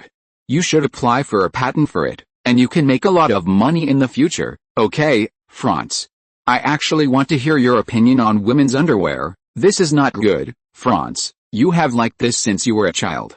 Don't think I don't know that you have been studying women's underwear for a long time, and the design is still worn by Maya. In this era, shaping bras are very popular. In order to maintain their figure, women will wear shaping bras for a long time, but they are also very harmful to the body. These shaping bras are made of cloth or leather, with hard strips inserted in the middle, and then the body is shaped by external bandages. Not only is it not good for health, but it is also not easy to put on. Women often fainted because their bras were tied too tightly, and some even had their sternum squeezed and deformed. In order to put on these terrible bras, women had to ask for help until the straps made them scream. It had to be said that wearing bras was a challenge for them. For a fool like Maya, she couldn't put it on properly at all, and it would fall off while running. In order to avoid embarrassment and excessive blood loss, Franz designed a bra for her based on his memory of his previous life. The modern bra designed by Franz was a business opportunity and a revolution in the eyes of Madame Sophie. This magical bra would not only not make people breathless and liberate their nature, but also better show the beauty of women. The main materials of the new bras are high-grade silk, cotton, linen, etc. Soft and skin-friendly, colorful, super sweat-absorbent and breathable. The most important thing is that the hook design allows Maya to put it on herself. Madame Sophie left with satisfaction after getting what she wanted. Touched Franz's head before leaving. "I didn't expect your hobby to be useful, but you are still young, so you should be moderate. However, as the crown prince, it is better to have this hobby than not." Franz spread his hands helplessly, went to meet Sarah and then went back to his room. The designs Franz provided to Madame Sophie were not only underwear and jeans, but also bags and perfumes. Compared with clothes, bags and perfumes are truly profitable luxury goods. For example, the world-famous Louis Vuitton, Hermes, Cartier and so on all started with luxury goods. Louis Vuitton soared to the sky with a box. And Franz, a man of the future, has designs for the next 100 years in his mind, which is incomparable to any designer of this era. The cost of these bags is less than 1/10 of the selling price, which can be said to be a real profit. Compared with perfumes, they are nothing, and the materials that can be used to make perfumes are everywhere. The cost of perfumes is even more disproportionate to the price they are sold at. The difficulty is how to make people choose your brand. This problem is easy to solve. A title exclusively for the royal family can defeat all competitors. As long as Franz likes the title of exclusively supplied by the royal family, he can directly wholesale it. When it becomes bigger in the future, he can hold a product launch conference or Vienna Fashion Week or something. On the other hand, Madame Sophie also started her plan to make a fortune. Her first target of sales was her sisters in the German court, including Duchess Ludovica, the mother of Princess Sissi, Queen of Saxony, and Queen of Prussia. The new underwear soon began to spread like a virus. First, the princes and nobles of Germany. And then the women of the entire German upper class began to wear this kind of underwear. After all, the previous deadly underwear was complained about. The new underwear has formed a dimensionality reduction attack on the petticoats and shaping underwear of the past. Jeans are also popular among the emerging working class and petty citizens because of their practicality and durability. During this period, a Hungarian nobleman died miserably in the inn, which did not attract much attention, just like a drop of water in the ocean, without causing any waves. Some people say that the ways to make money are too vulgar. Is there anything new? So there's this chapter. If you're listening to this novel on a channel other than Fanfic World, it means they downloaded and uploaded it without effort. We cordially invite you to visit our channel, Mundo Fanfic Novelis. There you'll find the original version of this story and you can explore many other novels of various genres. We're waiting for you to immerse yourself in a world of incredible novels. Chapter 15 Hot Pot. After Franz handed a heavy pile of plans and design drawings to Madame Sophie, it was already dark. Franz ate something casually, asked for a paper bag and put some food in it, and then left the royal garden. Seeing Sarah's decadent look at the entrance of the garden, Franz felt a little funny. She was full of confidence and excitement when she came. "Hello, Sarah, are you having fun? Did Maximilian lift your skirt?" Franz joked. Sarah squatted on the ground in disappointment, holding her face with both hands. "There were too many people. Archduke Maximilian caught me once and fed me a strawberry. I didn't eat at noon. Zhunk Momo seemed to hate me very much." Sarah was a little listless, but I didn't know whether she was ignored by Maximilian or hungry. Franz handed the paper bag to Sarah. Sarah came back to life instantly. In fact, she didn't eat anything, but ate a few green olives. The food was sour and bitter. She thought it could help her avoid hunger, but it stimulated her taste buds, whetting her appetite and causing her to complain bitterly. Seeing Sarah's strange expression and weird movements, the guards were talking about it. "Why are the maids around the crown prince so strange?" Yes, the little girl in trousers last time was even scarier. When she was waiting for the crown prince, she actually fell asleep directly on the flower bed and snored. Not only that, there is another one, that little girl with cold eyes. She can't be seen during the day, but she comes out to wander around in the middle of the night when no one is around, and she talks to herself. It's really scary. Franz looked at Sarah's wolfing down, which was completely different from the little lady at the beginning. It is said that people get redder when they are around, and blacker when they are around. How come she didn't learn the good things, but learned the bad things quickly? Zhunk Momo doesn't dislike you. It's just that as a maid beside me, she can't help but be on guard. My maid is close to Maximilian, and as Maximilian's female attendant, she must be on guard. Then what should I do? Do I still have a chance? Sarah asked, a little disappointed. Franz smiled and said, "You have to believe in miracles. Maybe there's still a chance. If you give up, there will be no chance." Sarah cheered up after hearing this, but she just knew that she wanted to go to Archduke Maximilian. Franz was not angry or meant to keep her, but he even persuaded her to believe in miracles. Sarah felt a little disappointed again. Franz was a little surprised. He didn't expect Maximilian to be so popular among the maids. It's comparable to the young handsome men in later generations, and his lethality to little girls. In fact, it's not surprising. He is handsome, humorous, and the most beloved son of Madame Sophie. And as the younger brother of the future emperor, it is almost inevitable that he will be appointed as a local governor. As long as he left Vienna and out of the sight of the emperor and Madame Sophie, he could do whatever he wanted. With so many girls from noble families, it was understandable that they were willing to pay for him. Franz saw Teffy standing not far ahead, probably waiting for him. "Sarah, go eat in the pavilion over there first, I have something to say to Teffy." Sarah walked away tactfully holding the paper bag. "Thank you so much today, Edward." "Edward Taffy, friends, don't be polite." "Franz, what's in the bottle?" "Count Andrew." Taffy was a little puzzled. On the way back to the inn, Count Andrew began to vomit and convulse all over. They returned to the inn and called a doctor. According to the doctor, Count Andrew might not survive. "He's still alive after so long, he's really lucky." "Franz, what did you say?" "You knew it a long time ago." "Well, he deserves it. My family and I may die after eating it, or we may not, but I won't gamble on it." "But, he is a special envoy sent by Hungary." "Don't worry, our prime minister will solve this problem. Besides, the weather is so hot. Heatstroke or dysentery from a bad stomach are common. It just so happens that our Count Andrew didn't make it and died, but will the Hungarians believe it?" "They can't help but believe it. The Hungarian envoy died suddenly after eating the food presented to the royal family. Who should take the blame? Will Count Andrew's entourage not talk nonsense?" Franz shook his head. "Then they are dead." Taffy took out a small notebook and wrote, "Arrogant Count Andrew died of dysentery." Franz patted Taffy on the shoulder. "Do you want to make money, huh?" "Franz, don't you have enough money? Isn't making money what businessmen do?" As a traditional aristocrat, although Taffy had reaped the first wave of dividends from capital, he instinctively rejected business and commercial activities. "Edward, you are an only child, and you will inherit the entire Taffy family in the future. Can you support your family with just a few acres of thin land?" "Yes, the Taffy family owns 400,000 acres of land in Moravia, 1/3 of the shares of the Danube Shipping Company, and is also the owner of the largest shipyard in Austria. It is definitely the top family in the Austrian Empire." Although Franz's words were not convincing, Taffy nodded heavily. "Franz, tell me, I will listen to you, and my father listens to me the most." "How much do you want?" Taffy gritted his teeth. Franz looked at Taffy's expression and thought that the story of him getting Archduke Karl to invest 10 million seemed to be getting more and more outrageous. But this time Franz was not going to do it himself, but wanted Taffy to make the money, which was also a way to repay Taffy. "Edward, you haven't eaten yet, come to my place and eat while we chat." Taffy was a little confused, but she was indeed a little hungry. Taffy followed Franz all the way to his room. The door opened, and the room was a little dark with only one candle lit.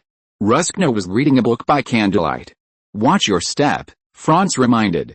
Taffy was shocked to find that a living person was lying on the carpet. He stepped over Maya carefully. "Why is she lying on the ground?" Taffy asked. Franz squatted down and shook Maya. "Get up, it's time to eat." Being able to fall asleep anywhere is one of Maya's skills. Maya sat up dazedly. "Franz, you're back. Where's the food? We're having hot pot tonight. We'll make it ourselves. Get up quickly. Sarah, go ask the chef to prepare the ingredients." Franz looked at Ruskna. "Ruskna, come and help too." Ruskna closed her book and several people were busy. Soon a stove was brought up with hot charcoal under it. The table was full of standard dishes, but they were raw. The latest novels are first published on the 69th book bar. Taffy was very confused. Franz added some seasoning and water to the pot, and soon the pot began to steam. "Well, it's done. Let's start the dishes." Franz and the three maids put various dishes into the pot, and soon the aroma filled the air. Taffy was still very confused.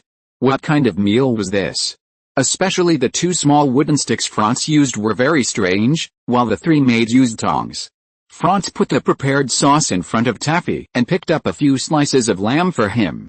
"Try it." Taffy took the fork, picked up the slices of meat and put them in his mouth. The rich sauce and the lean but not dry lamb are a perfect match. This is a delicacy he has never eaten before.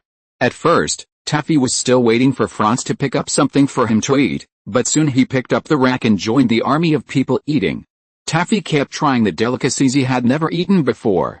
He never knew that vegetables could be so delicious. This new way of eating also mobilized his enthusiasm. Taffy was a very smart person. He soon understood that the real magic was the sauce in the plate and the pot. He just looked at it for a long time and didn't figure out what it was, and he didn't ask Franz. "Your Highness, this is really delicious. I have never eaten such a delicacy, nor have I eaten like this, Edward. This is one of the business I mentioned." Franz admired Taffy for seeing through it but not saying it. "Don't worry, our business is not so easy to copy." Taffy nodded, and Franz's words confirmed his guess. "Your Highness, what are you going to do?" "Of course, add this dish to your family's restaurant and slowly promote it.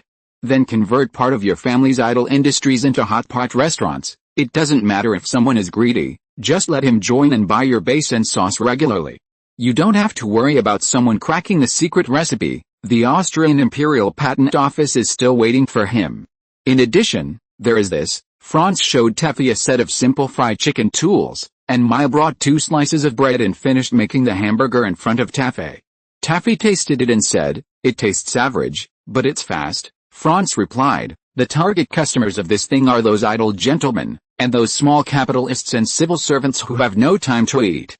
As long as the demand is large enough and the cost can be reduced, then the workers will also become our customers. Your Highness, workers can't afford meat. The Taffy family has many industries, and there are thousands of workers working for his family." Although he had been living a life of luxury since childhood, as the only son, he had been trained as the next patriarch. He had been influenced by his parents and understood the workers and civilians much better than Franz. But what about 10 or 20 years from now? Taffy fell into deep thought. He took out a small notebook and wrote silently, "His Highness Franz is already planning for 10 or 20 years from now. He is really far-sighted." Franz was no longer surprised by Taffy's behavior. Taffy was about to leave with a pile of documents and recipe instructions. Franz handed him another recipe. "Your Highness, what is this?" "Ma Ying Long, don't worry, they will need it in the future. This feeling of ice and fire will make them unable to stop." Franz stuffed the recipe into Taffy's hands. After sending Taffy away, Franz looked at the messy table with cups and plates. Then he looked at the 3 maids who finally got into a mess. It seems that such an atmosphere is conducive to the emotional exchange between people. "Remember to clean up after eating." Franz walked out the door and closed it. He returned to his room, opened the window and looked at the starry sky at night, which was peaceful and tranquil. It would be nice if such a comfortable life could last longer, Franz sighed. A gust of night wind blew, bringing gusts of cold. In the other hemisphere, the future enemy of the Austrian Empire, the Italian hero Gallipoli, is facing a huge crisis. "It's a bit sad that I don't know what to write at night. I created a group with a mysterious code 719,087,414. Chapter 16 Karimi von Habsburg. My name is Karimi von Habsburg. Even if the blood relationship is distant, I am also a royal family. I am a believer of Archduke Karl, and the best defense is fucking offense." South America, Brazil, Laguna City.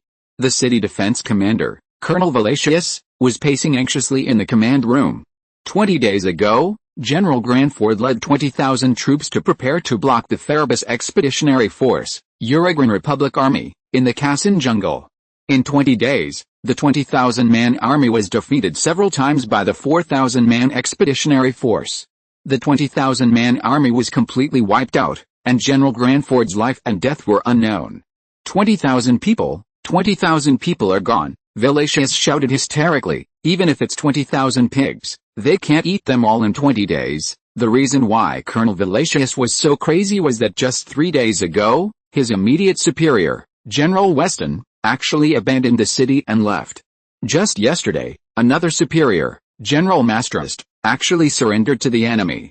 As a colonel, he became the city defense commander, commanding 7 regiments to defend Laguna. What's even more terrible is the Austrian Imperial Army observer sitting opposite him. He is also a TM general, and the defense strategy that he almost worked hard to come up with was belittled by him. Even if this bastard loses the war, he can rest assured with his identity as an army observer. But I will be nailed to the pillar of shame. Colonel Valacius thought so. Don't even think about it, you are too passive. 7 regiments are huddled in the city, and half of them are cavalry. 6 warships are all parked in this narrow river. They are basically targets for others. It's hard not to lose. In my opinion, what are you thinking about? The infantry on the opposite side is looking for death by setting up camp in the plains. What kind of god of war Canabaro is he? Isn't he just a fat pig? Canabaro is the commander of the expeditionary force of the Uruguayan Republic. You foreigner, what do you know? Colonel Villades finally couldn't help it. If you have the ability, come. This is what Karimi was waiting for. He has been in Brazil for so long and has seen many unrestrained and bold beauties, and he has seen quite a few mixed-race black slaves. The humid and sultry air made him, a European, uncomfortable. He had long wanted to see the god of war Canabaro, the Valkyrie Anita, and the freedom fighter Garibaldi. Karimi assigned tasks to the officers in fluent Portuguese. Colonel Villades was so angry that his nose was about to smoke. Mr. Karimi, you can speak Portuguese, why do you want me to speak German? Karimi shook his head helplessly. You spoke to me in German first. Of course I replied to you in German, it's polite. On the other hand, the Farabas expeditionary force has increased from 4,000 people in 2 regiments at the start to 7,000 people. Many of them are deserters from the Brazilian Empire Army. There is also an artillery battalion brought by Maastricht a few days ago. Although the other side has a large number of people, most of them are cavalry and new recruits who have never been on the battlefield. 6 warships from the Navy sound scary, but they are lined up in the river. If 2 ships are sent to block the river mouth, they will be caught in a trap. The other commander is a young man who has never been heard of. Canavero simply doesn't know how to lose. Anita came to Garibaldi with a baby in her arms and kissed him goodbye. Not long ago, Garibaldi took on the task of using a warship to fight against the entire fleet in the river. This is a crazy task and almost impossible to complete. But the river is narrow and the jungles on both sides are dense, which is an excellent ambush site. Garibaldi ordered his men to hide 4 cannons in the jungle, and in order to increase the hit rate, they should be as close to the riverbank as possible. Before the battle began, General Canavero dispersed the soldiers into countless small groups to create chaos outside the city of Laguna, giving the enemy the illusion that a large army was approaching. At night, there were dots of fire everywhere. There were also the sound of artillery from time to time, which made the new recruits and Colonel Villatius who were guarding the city restless. At dawn, Colonel Villades, who had not slept all night, just lay down on the bed. The sound of artillery sounded again, and the attack began. The city wall was in chaos, and the soldiers fired randomly at the outside of the city. The quality of the expeditionary force was far superior to that of the other side. Just 6 warships opened fire and immediately took back the initiative on the battlefield. At this time, the Serval, a wooden sailing ship that was not even a 6th-level battleship and had only 2 cannons, led by Garibaldi rushed straight towards the fleet of the Brazilian Empire. The fleet of the Brazilian Empire immediately fought back, but the Serval suddenly turned around and ran away. As a result, 2 Brazilian Empire warships rushed towards the Serval with great momentum. The Serval came to the encirclement designed in advance, and the 2 larger Brazilian Empire warships ran aground immediately after entering the shallow water. At this time, the commandos who had been hiding in the jungle for a long time surrounded them from all directions. The remaining 4 ships of the Brazilian Empire fleet wanted to rescue, but were attacked by shore guns on both sides. The 2 sides launched a fierce artillery battle. The battle lasted only a few hours before it came to an abrupt end. A cavalry unit suddenly appeared behind the expeditionary army that was attacking the city from all sides. Although they were dressed differently, had different weapons, and even spoke different languages, there were nearly 4,000 of them. The cavalry rushed up and down the hillside, sweeping the entire battlefield in an instant like a torrent. The latest novels are first published on the 6th book bar. The first to suffer were the artillery positions of the expeditionary army. Maastricht's artillerymen could only use sticks and bayonets to fight against the pouring cavalry. The outcome was unquestionable. The artillery positions were destroyed, and Maastricht himself died in the chaos. Although infantry had many ways to fight against cavalry, the soldiers of the Farabas expeditionary army obviously did not have such qualities. The scattered siege of the troops completely cut off the possibility of fighting against the cavalry. However, it was the troops who surrendered from the Brazilian Empire that really destroyed hope. Their morale was low, and they didn't even have the courage to fight against the cavalry. As soon as the cavalry rushed over, they began to flee, but they didn't know where to flee. These people were like headless flies, bumping around everywhere. And wherever they bumped into, the formation collapsed. The veterans who originally wanted to fight could only be forced to flee, but how could people outrun horses? The end was just being harvested like a clown. The expeditionary army won the battle in the river. The Brazilian Empire had only 2 warships left to escape. However, the great defeat on the front battlefield was irreparable. Velatius looked at the enemy troops that had already collapsed under the city and ordered the city gates to be opened and the cavalry to pursue. The bloody battle did not last long, and under the death harvest of the cavalry. On the side of Pharaoh, the expeditionary soldiers were almost wiped out. General Canabero was captured, and General Mastras was killed in battle. On the side of the Brazilian Empire, more than 2,000 people were killed and wounded, and only 2 of the 6 warships of the Laguna fleet escaped back to the port with serious injuries. The annihilation of the main force of the Uruguayan Republic Army in one battle was definitely the best news the Brazilian Empire had heard recently. There was another one in the evening, and the enemies and friends of the Austrian Empire would appear one after another. Chapter 17, New God of War. The battle is over. Kalimi looked at the fat man in front of him who was tied up and took a sip of rum. It's really cheap water wine, I can't get used to it. God of War Canabero?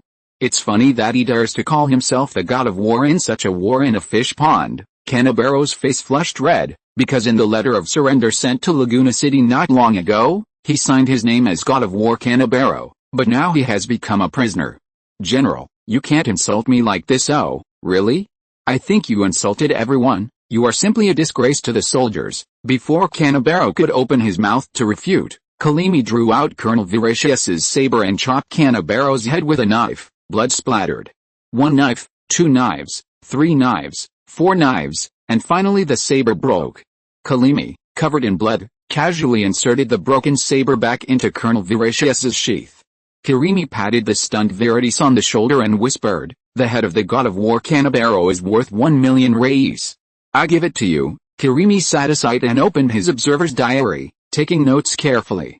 Veratius had been promoted to lieutenant general because of this great victory, and would be fully responsible for the conquest of the Republic of Uruguay.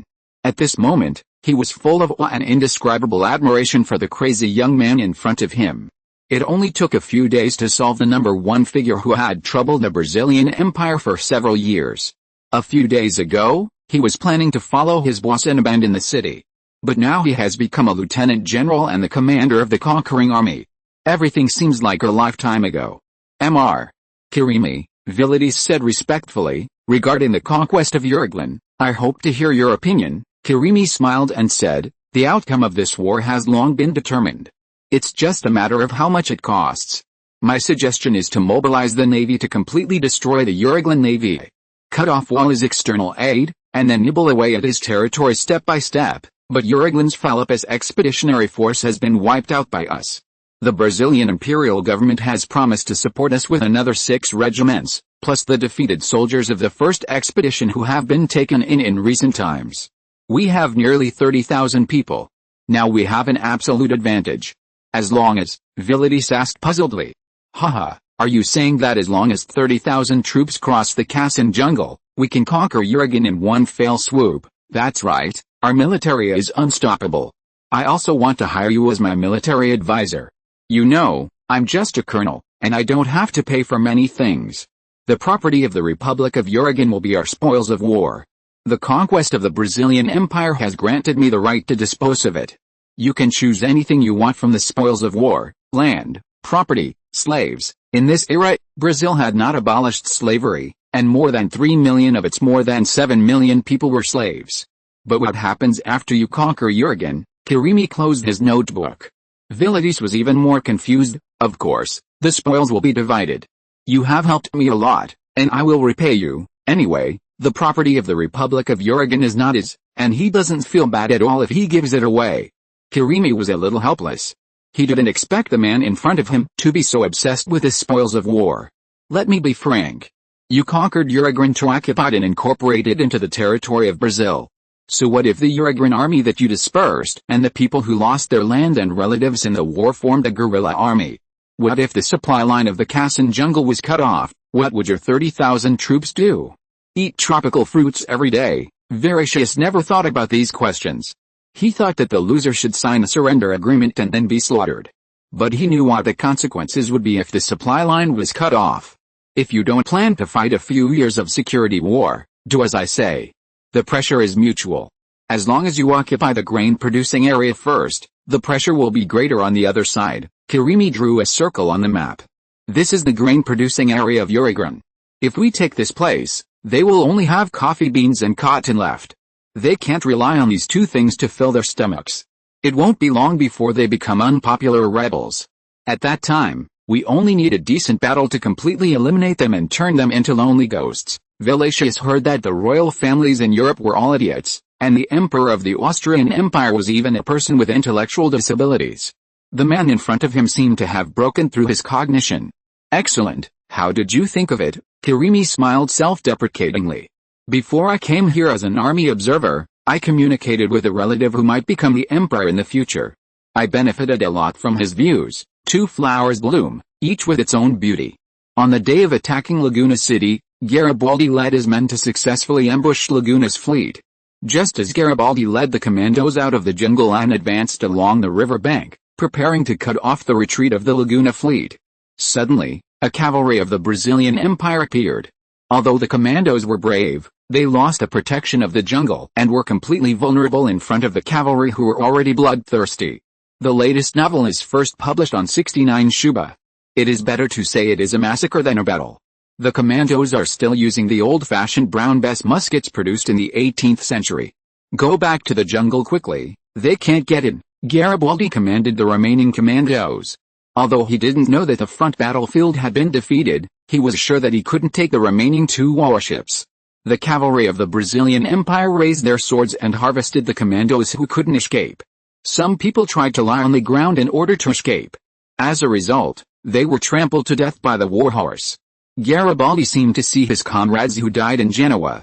In a trance, a cavalry of the Brazilian Empire had rushed in front of him, waving his sword and shooting cold light. Bang, a gunshot, the warhorse was shot and fell to the ground, throwing the knight on the horse far away. A thin figure holding a bayonet killed the knight. The thin figure walked up to Garibaldi and patted his cheek. Follow me, General Canavero has been captured. We have lost. Garibaldi finally woke up and saw his lover. She ran to the battlefield to fight alongside him right after giving birth, and she was carrying his child behind her. For them and for the cause he had pursued all his life, he could not die. However, a black muzzle of a gun was already pointed at him. A bullet pierced his body and he fell down powerlessly. He watched his comrades and wife drag him away. When he woke up, he was already in Uruguay, and the Republic of Uruguay had perished. His deeds of leading the volunteers to defeat the Brazilian Empire fleet were passed down. Anita and his comrades were very proud. Mazzini, who was far away in Switzerland, was also proud of the behavior of this old friend. After listening to Karimi's advice, Valasius still led the army straight to the capital of Uruguay. 2 years after the victory, the Uruguayan uprising was suppressed. The continuous security war wasted a lot of manpower and material resources of the Brazilian Empire, resulting in a huge debt. The Regency Council fell and Pedro II came to power. This year, Valasius was awarded the title of Marshal and became the new Brazilian god of war. Sitting on the ship returning home, Karimi cursed in the direction of Brazil. Valasius, you idiot, you are also a disgrace to the military. Chapter 18 Unexpected.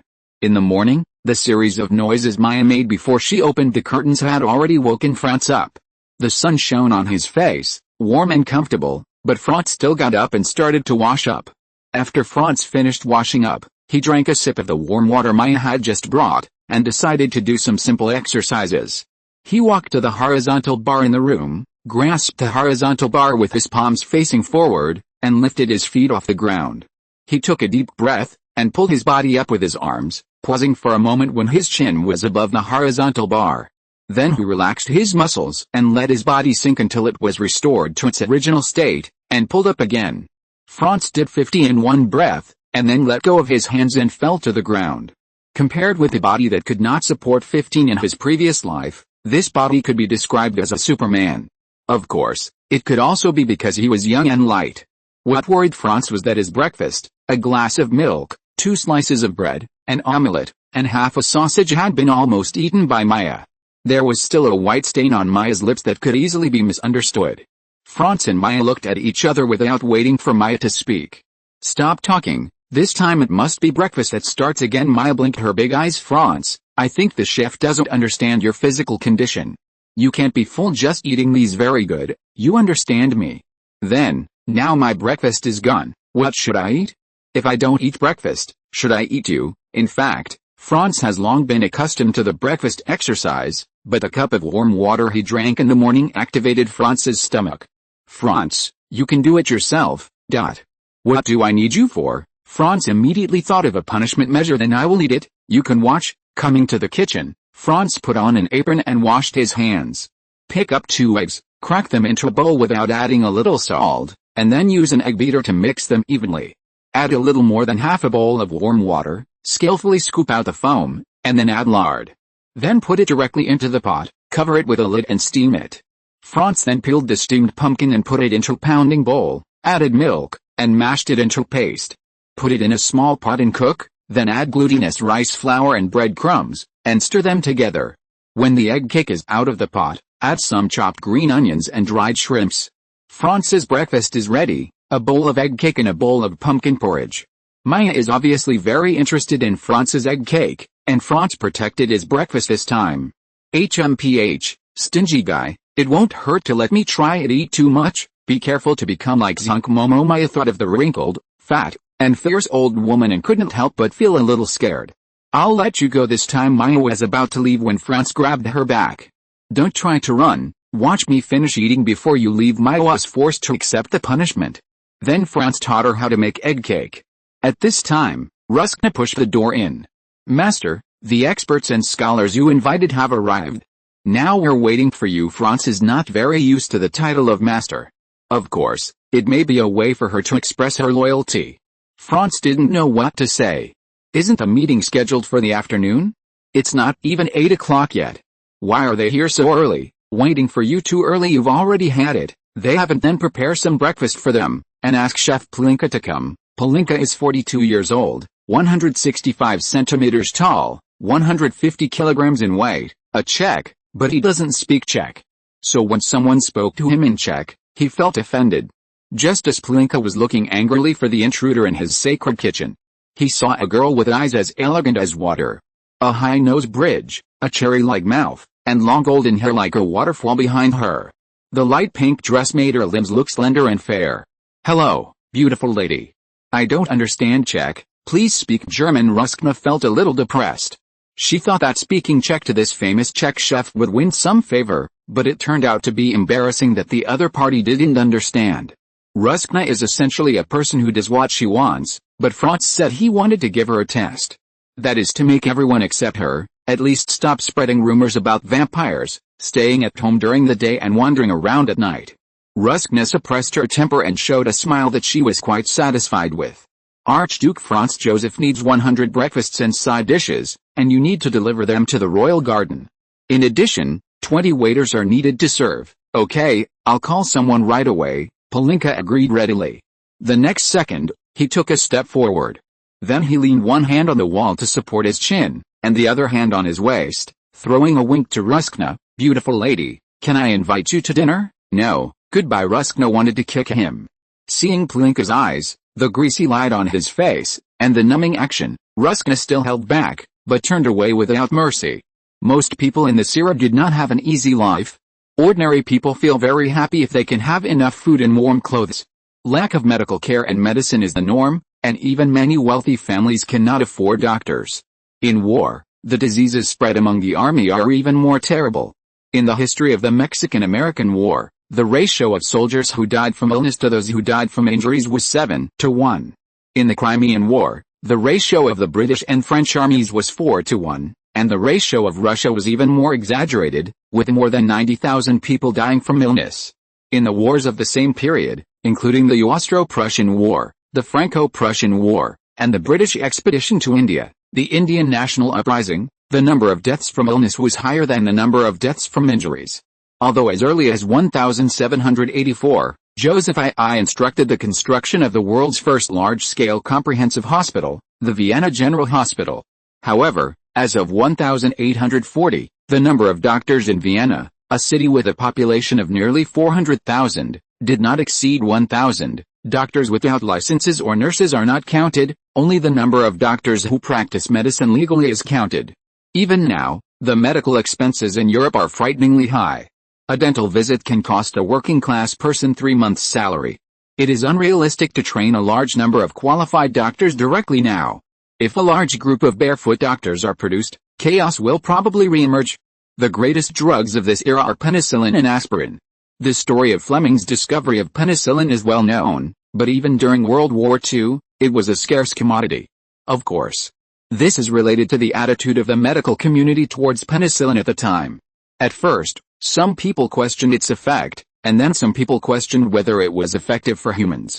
It is not difficult to discover penicillin with existing resources, but it is difficult to make it into medicine for large-scale promotion. It is not enough to go from 0 to 1. For a country, it must be able to go from 1 to N to be meaningful. As for the traditional method of preparing penicillin, it is a way, but it is only enough for dignitaries to use, and it is also unsafe. The yield of modern high-yield strains is tens of thousands times that of the earliest penicillin strain discovered by Fleming. Modern strains are produced by ultraviolet mutagenesis and then screened. The original strains did not reproduce quickly enough and could not be mass-produced at all. At the same time, the concentration was not enough, and it was very easy to develop drug resistance. The conditions for sterilization and inactivation were not good, and it was easy to be associated with other harmful bacteria. It should be noted here that penicillin is mainly targeted at bacteria and has a poor effect on fungi. If you really want to study whether this thing is effective or not, whether it can cure diseases is still a question mark. In summary, it is worthless to ordinary people and soldiers. At this time, the germ theory had not been established, and Franz could only bite the bullet and bring a high-power microscope to propose this theory in front of the authority of the Vienna scientific community. At this time, Franz was only 10% sure, and the probability was a bit low, but even if he failed, he would not lose anything. If he succeeded, the medical level of the entire Austrian Empire would improve by decades. The whole process took Franz 3 hours and he gave a lot of examples. Bacteria cannot grow in culture fluid contaminated by mold, and urine contaminated by penicillium will inhibit the growth of bacteria. In order to make everyone believe, he also copied Pasteur's gooseneck bottle experiment and told all participants that this theory would be established in 3 days. The latest novel is first published on the 6th-9th book bar. Franz only hoped that penicillin could be developed earlier. The army and ordinary people would not be afraid of influenza. However, the expressions of the participants at the conference hardly changed. Perhaps they did not have much hope and just came to play with the crown prince. As for aspirin, Franz thought it was still worth a try. The following is the history of aspirin. In 1763, Edwardston of Chipping Norton, adjacent to Oxford, used dried willow bark to treat 50 patients with rheumatic fever in the parish. He also described his discovery in a letter to the Royal Society of London.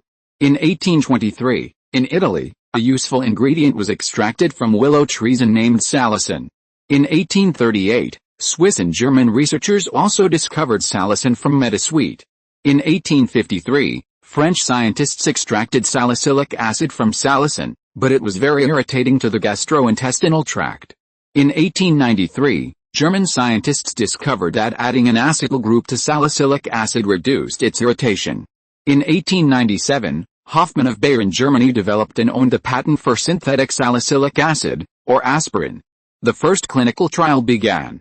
In 1899, the clinical trial was successful and aspirin was successfully put on the market. In 1914, due to World War I, international drug trade was hindered. Australian pharmacist G.R. Nicholas invented a new method for extracting aspirin.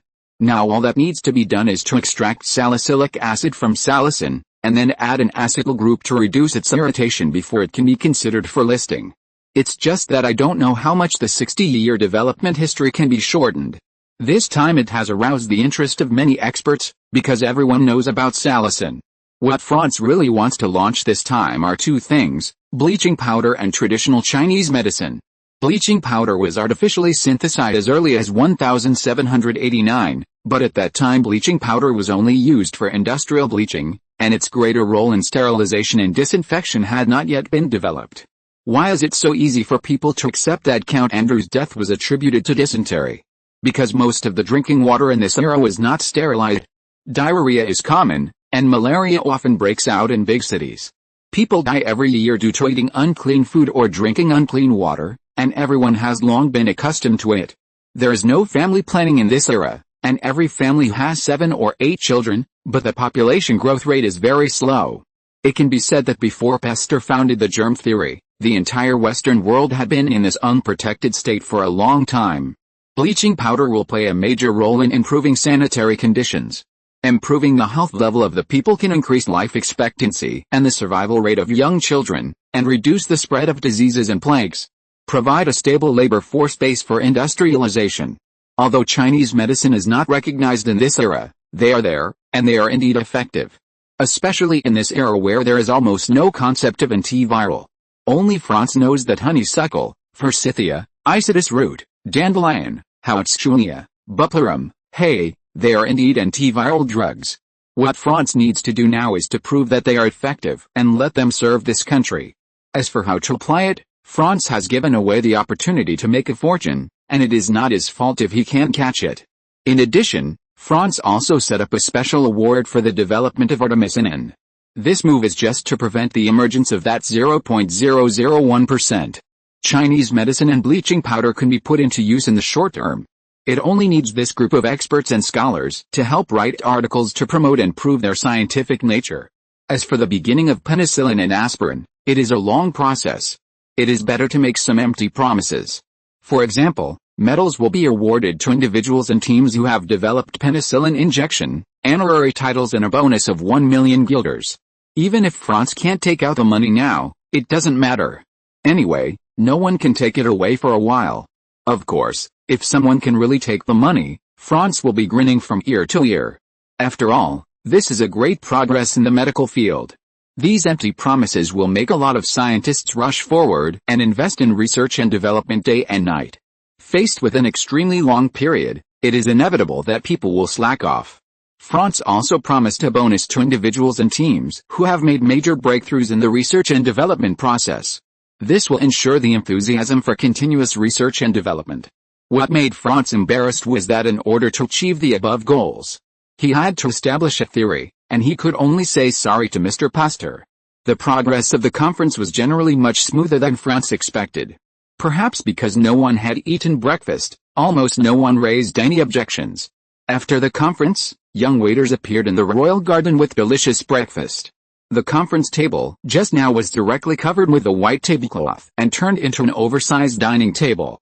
The whole scene was very similar to the scene in the Last Supper. After eating and drinking, the conference unanimously agreed to the establishment of the germ theory. Unexpectedly, the imagined resistance did not appear at all. What was even more outrageous was that these experts and scholars expressed their willingness to work with Franz to create a better tomorrow. Most people aimed at the development of aspirin and penicillin. There were also a few people who were willing to write articles for bleaching powder and Chinese medicine and participate in the study of their effectiveness. Just when Franz was confused, they put forward a common request to establish a Vienna Royal Science Society. The reason was simple: they didn't want to be harassed by church people anymore. It seems that Franz will have to meet again, the old charlatan who shot himself in the foot. I got home a little late, so the update was rushed, so it may be a little watery, just bear with it, and I will write well tomorrow. Chapter 19, Pulling God into the Gang. I said that the end of science is theology. As for whether science has an end, I don't know. Let them find it. In Stephen's Cathedral, Archbishop Rauscher, wearing white ceremonial clothes, walked at the front of the team holding a cross. Behind him were bishops from various regions of the Austrian Empire, holding a variety of tools in their hands, including holy relics, images of Jesus, willow branches and holy water. One side of the church was filled with clergy, and the other side was filled with scientists of this era. What is going to be held now is the exorcism ceremony for the bleaching powder, which started 3 months ago. At the unanimous request of Austrian scientists, Franz established the Vienna Royal Science Society and became its sponsor. To be honest, this far exceeded Franz's expectations. It is great to be able to integrate the experts of the entire Vienna scientific community at one time. But pressure also comes with it. Although the power of Catholicism in the Austrian Empire at this time is not as strong as before the 30 Years' War, its financial resources and influence cannot be underestimated, and it can even hinder the reforms of Joseph II. In the Austrian Empire, the church owned its own private property and land, and even had the right to collect tithes, and the accumulated wealth was unimaginable. As for the aristocracy, almost all of them were Catholics, and ordinary people believed in the words of the church. Franz's authoritarian mother was a devout Catholic. It was almost impossible for Franz to succeed in a head-on confrontation. As the head of the Catholic Church in the Austrian Empire, Archbishop Rauscher reminded the royal family not to deviate from the right path, and he had no choice but to do so. As soon as he heard that Franz had established the Vienna Royal Academy of Sciences, he wrote to the bishops in various places to ask them to help him force the palace. He knew the wisdom and stubbornness of the crown prince, and he could not exert enough influence on the crown prince by himself. He could only let the people around him put pressure on him and let him give up, which would solve the problem without hurting the relationship. Archbishop Rauscher still liked the crown prince personally. It was just a matter of position, and he was taking 2 priests into the Schönbrunn palace aggressively. He was ready to find the crown prince to question him. With the permission of Madame Sophie, Archbishop Rauscher pushed open the door and broke into Franz's bedroom, despite the obstruction of Sarah and Maya. But he found Franz praying, and Franz pretended not to know. Sarah and Maya hurriedly brought a sofa for the archbishop. Although Archbishop Rauscher was angry, he was old and tired after walking all the way from the palace gate to Franz's bedroom, so he sat down on the luxurious and comfortable sofa, and his breath slowly calmed down. After a quarter of an hour, Franz slowly got up, and Archbishop Rauscher's anger was basically gone. Even if he was angry, it would be difficult to express it in such a sluggish sitting posture on the sofa. "Good morning, Mr. Bishop," Franz said slowly. "Archduke Franz, your actions are destroying the faith of this country. Don't you know how terrible it is for people to lose their faith during the 30 Years' War?" Seeing that Franz did not answer, Archbishop Rauscher continued to fire. "Those atheists will destroy our faith and this country. Their so-called science is nonsense, and the so-called science will only encourage people's laziness. The end of science is theology, and we study science only to get closer to God and understand God better." Archbishop Rauscher and the 2 theologians behind him were a little confused. The 2 theologians behind Rauscher were both time-tested masters of debate, but after hearing such explosive remarks, they were at a loss for a moment.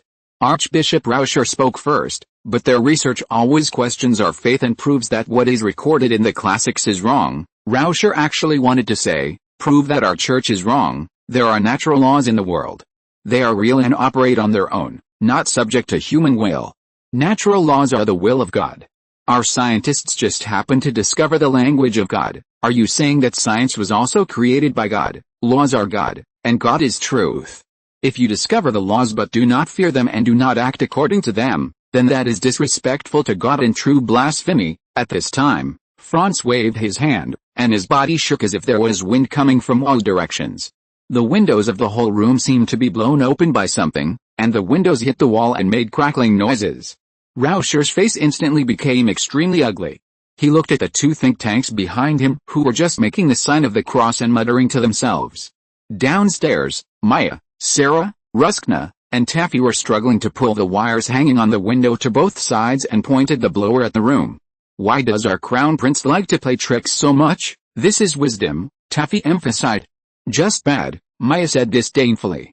"But it works, doesn't it?" Sarah said with a smile. "Only magic can defeat magic," Ruskna repeated what Franz said. She didn't know when she had begun to worship the man who made her a maid. "Are we accomplices?" Sarah said with a smile. The latest novels are first published on the 69th book bar." Inside the house, Archbishop Rauscher had given up. "So what's your plan, Your Highness?" "Invest in science and let God's light shine up on the world. I plan to call it the Eden Project." "Eden Project, that's right.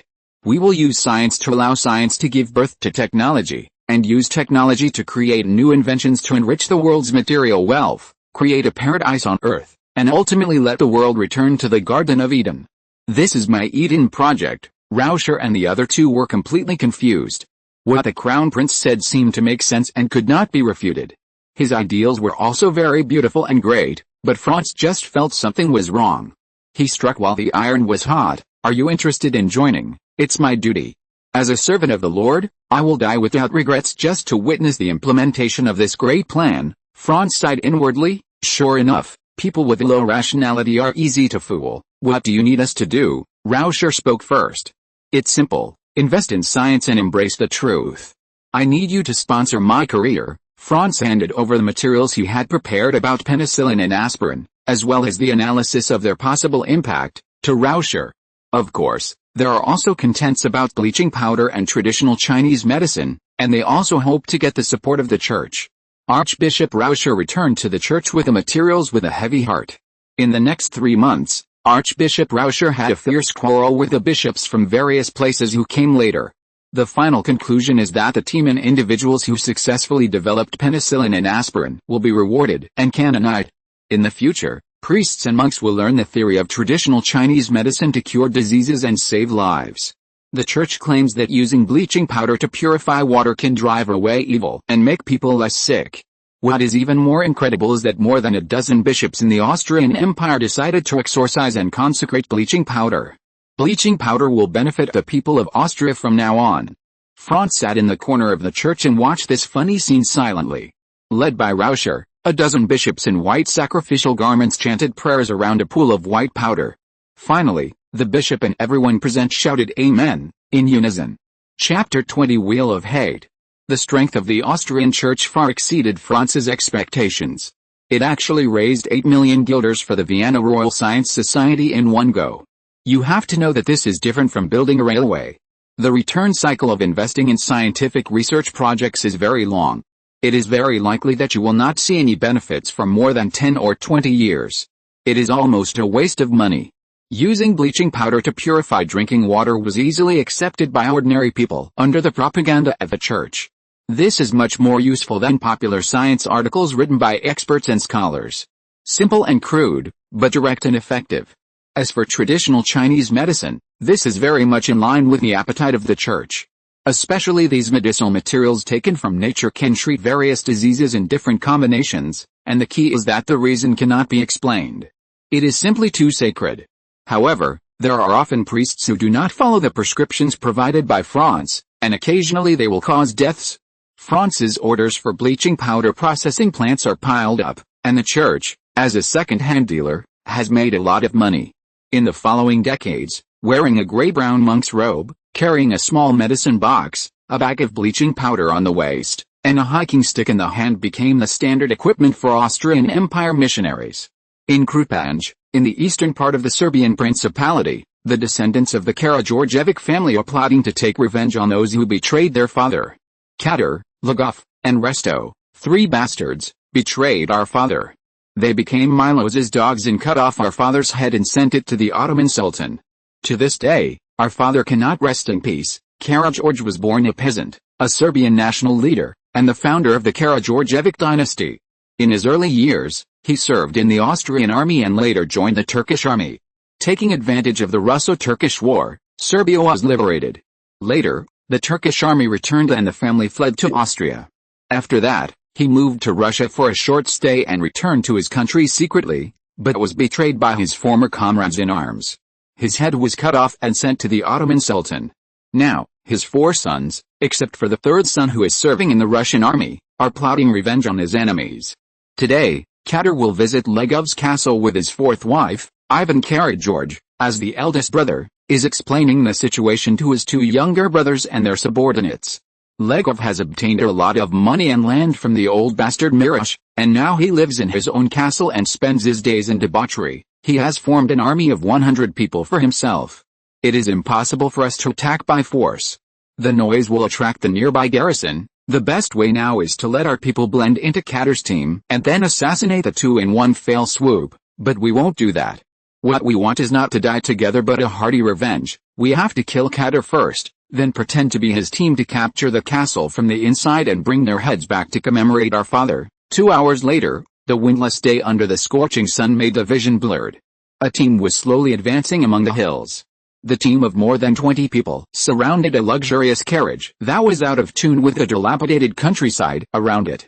Sitting inside was the former hero of this country. 25 years ago, he led the Serbs and Ottomans in many fierce battles and finally made the Principality of Serbia gain de facto independence. But now he was wearing a white turban, an Ottoman-style golden cloak, and a pair of pointed soft boots. In his arms was a beautiful woman of Turkish descent. Although Toril was over 50 years old, he was still energetic and had 11 children. The beauty in his arms was his 4th wife, with a beautiful face, a plump figure, and a pair of charming eyes. Suddenly the carriage stopped, and Katar was holding the beauty in his arms and was almost thrown to the ground by the sheikh. It turned out that a carriage came from the opposite direction and blocked their way. He opened the door and angrily yelled, "Do you know who I am? I am Katar. Do you dare to block my way? Believe it or not, I will throw you all into the mine and let you dig coal until you die." But the next moment, he saw a typical Russian beauty coming down from another carriage, which made him feel itchy. Soon, the housekeeper Iman ran over and said, "Master, the lady's carriage is broken. She hopes to ride in the same carriage with you." The housekeeper Iman naturally knew what kind of character her master had. It was reasonable not to take advantage of such a bargain. Katar was naturally very happy. In his own territory, if she got on his carriage, she would be his, right? Katar wanted to go in and see his trophy. "Beautiful lady, my name is Katar," but before he finished introducing himself, a sharp knife was pressed against his throat. Obviously, this beautiful Russian woman was a bait. The guards around him roared and pointed their guns at the Russian woman in a panic. The wife in the car was even more frightened and screamed, "Shut up, all of you." After all, Cato had experienced big scenes. He had too many enemies in Serbia, and he couldn't figure out who sent them. "Who sent you? Whatever he offers, I'll offer double." Cato's tone was not panicked. But the next moment, he was responded with a heavy punch. Cato spat out a mouthful of blood and spit. "MD, what do you want? The latest novels are first published on 69 Shuba. Let your people put down their guns," the woman replied indifferently. Cato thought, "Oh no, how come we meet another desperado?" The woman tightened her dagger on his neck, leaving a bloody mark. Cato shouted angrily, "Put down the gun, I tell you. If you kill me, you can't run away." But as soon as Cato's men put down their guns, a group of people rushed out and surrounded them. He knew the leader, who looked exactly like that man. "Are you Kara George?" Ivan punched him in the stomach. Katar took 2 steps back, holding his stomach, and was immediately grabbed by Ivan's hair. "That's my father, and you killed him. I am his eldest son, Ivan. It's time to pay blood with blood." Ivan took out a saber and cut off Katar's fingers. Katar broke free from Ivan, holding his injured hand and trying to run away, but was kicked over by the 4th son of the Karageorge family. "Want to run? You'll have a good taste of the Karageorge family's wrath today." After saying that, he stabbed Katar in the thigh with a knife. At this time, there was a scream in the car, and the 2nd son of the Karageorge family was not idle either. "It was Milosh who betrayed your father and chopped off his head. Why are you looking for me? I didn't do anything. If you have the guts, go find him. It was you who told Milosh where my father was hiding." Ivan cut off another finger of Cato. Cruel revenge continued. The wheel of hatred had already begun to turn. At this time, the big villain that Ivan and his friends talked about was secretly heading to Vienna. Chapter 21 Heart of Darkness. "I could sell Karageorge to the Ottomans, and I can sell his descendants to the Austrians today." Miloš Obrenović was a ruthless man who fought for his own country. He was born a herdsman and participated in the First Serbian uprising. After the failure, he changed his name and surrendered to the Ottomans to accumulate strength. In 1815, he launched another uprising, which quickly swept across Serbia. With the intervention of Russia, Serbia actually gained independence. In order to consolidate his position, he sent someone to assassinate Karageorge and sent his head to the Sultan's palace. During Miloš's reign, he encouraged industry and commerce, reorganized the army, opened schools, and built roads.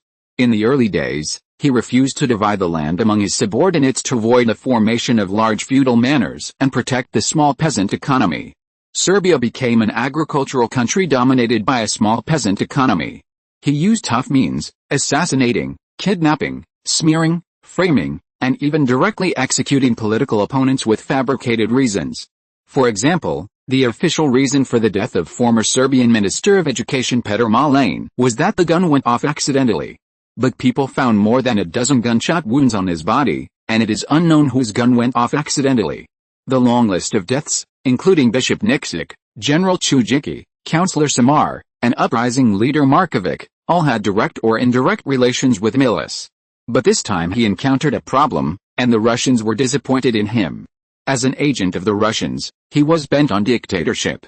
He wanted to maintain Serbia's current status so that he could play both sides in the struggle between major powers. He suppressed the pro-Russian faction just to consolidate his rule, but it angered the Russians. So the Russians prepared to change a new agent, and they chose the descendants of Karageorge who had been raised in Russia. The Karageorgevic family and the Obranovic family are sworn enemies, and they will not be easily won over by Milis. The descendants of the Karageorgevic family have lived in Russia for many years and have been baptized by Pan-Slavism. Several of them have even participated in the Russian army and have deep feelings for Russia. At the same time, the Karageorgevic family had a shallow foundation in Serbia. If they wanted to consolidate their rule, they had to rely on Russia's influence for easy control. The Serbian dignitaries colluded with Russia, and the Ottomans were also willing to see the traitor Milis punished. In 1838, the Ottoman Sultan formulated a new constitution for Serbia and established a 17-member parliament, which greatly weakened Milis's power. A year later, he was forced to abdicate, and his son Mihajlo was almost sidelined. If there were not a few big men in the 17-member parliament who were tied to the interests of the Obranovic family, I'm afraid that at this time, his son would have gone into exile with him. However, he would not give up. Back then, Milis could kill Karageorge, and today he can kill Karageorge's descendants. Milis's confidant brought the news that the Kadar family was killed by robbers, and Legov announced his withdrawal from the 17-member parliament. Miloš yelled, "This is impossible. How could the robbers dare to kill the local high-ranking officials? How could Legov, who values power more than his life, announce his retirement? This is a naked conspiracy." The old man who shared a carriage with Miloš was named Lukic, Miloš's chief advisor. "It must have been done by Karageorge's wolf cubs," Lukic said calmly. "It was done so cleanly, I'm afraid there are Russians behind it. It's not easy to deceive Legov, who is so shrewd. Damn Karageorge, you gave up Serbia and fled to Russia. I drove away the Ottomans, but you secretly returned to the country to usurp the fruits of my victory. If you don't die, who will die? Now your descendants are disgusting me again. You are really a family." Miloš already hated the Karageorge family. Just rashly killing Karageorge's descendants cannot change the current situation. The Russians just want to find an agent. If Karageorge is killed, there will still be Jerkalica. Doing this is meaningless. Grand Duke, we now need a new backer to check and balance the Russians and the pro-Russian forces in the country. Don't forget that your second son is still nominally the supreme ruler of Serbia. As long as the Austrians are willing to intervene, the Russians will not dare to act rashly. Lukic snorted coldly. Humph, by then, the descendants of Karageorge will be jumping clowns, not worth worrying about at all. Miloš thought so too.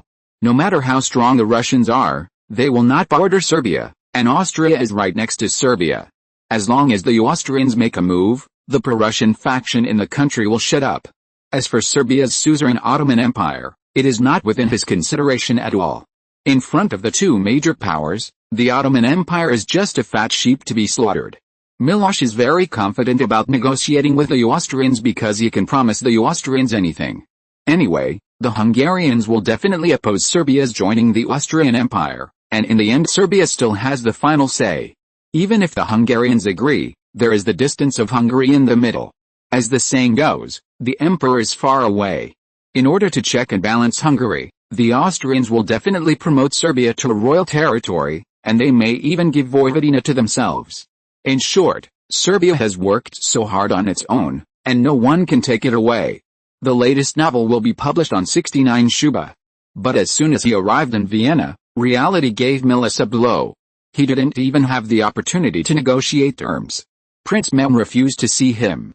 In fact, the Prime Minister of the Austrian Empire had a very accurate judgment of the international situation and was very sober. Metten felt that in order to maintain the status of the Austrian Empire as a great power, it must unite with Russia. It is not worth offending the Russians on the Serbian issue. Moreover, the Austrian Empire borders Serbia, and no matter who is in power, they will be influenced by the Austrian Empire. There is no need to deliberately support an ambitious agent. Miloš and Lukic spent a lot of effort to meet the Prime Minister of the Empire, but they were rejected everywhere. Metten was also very determined and refused to meet him. This made Miloš and Lukic very depressed. They wanted to give gifts but couldn't find a way. They were obviously at a disadvantage, so why didn't he like them? Metten was a veteran in the diplomatic field. He knew Miloš's little tricks. He wanted to use him as a gun, maybe in the next life. Miloš and Lukic were thinking whether they should cut off the heads of Karageorge's descendants in the country first as a token of their loyalty. They felt that the Prime Minister of the Empire did not seem to believe in their sincerity. In fact, they were completely wrong.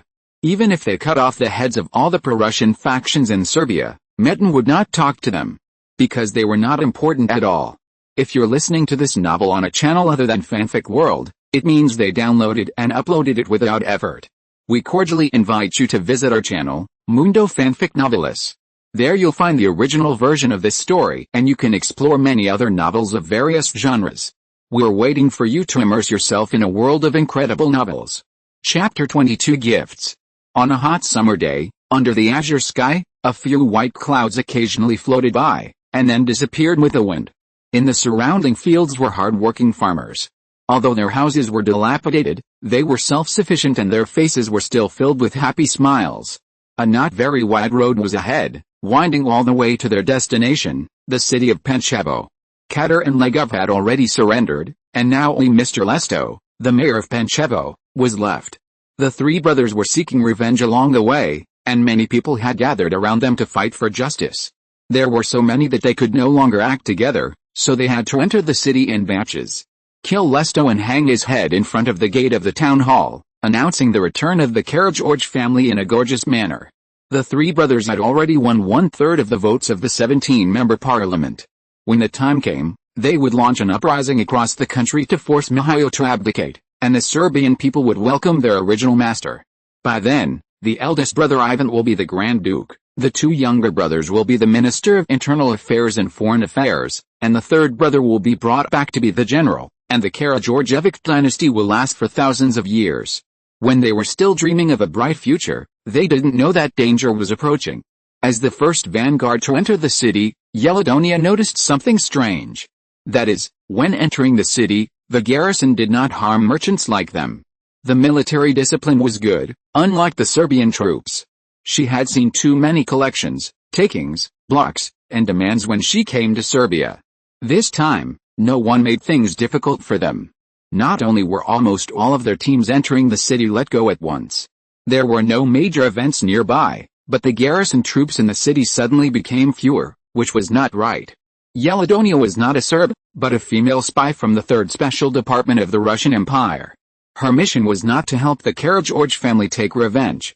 Instead, she had to eliminate the anti-Russian forces in Serbia, gain the trust of the Karageorge family, and try her best to help the pro-Russian faction gain power. Legov announced that he would give up his position as a member of the 17-member parliament. It was her handiwork that Legov's position would be replaced by a pro-Russian powerful figure. Legov and Katar's property would also be transferred to several pro-Russian elements. Regarding the abnormalities in the city, she felt it necessary to communicate with the insiders in the city. She found several people who entered the city with her and asked them to get in touch with the insiders in the city. They came to the meeting place, and the insider was an innkeeper who warmly received them and assured them that there was no abnormality in the city and everything was going according to plan. The innkeeper said, "Don't worry, everyone. My store is absolutely safe. The garrison has received my money and will never come to search. You can stay here with peace of mind. I will go to the market to buy some meat and treat you well in the evening." Yelidonia and her group, according to the owner's arrangement, all lived on the 2nd floor of the hotel. But Yelidonia, who was in the room, felt more and more wrong. How could these spies live together? Moreover, even if Lesto didn't notice what she had done recently, the garrison in the city would not be reduced.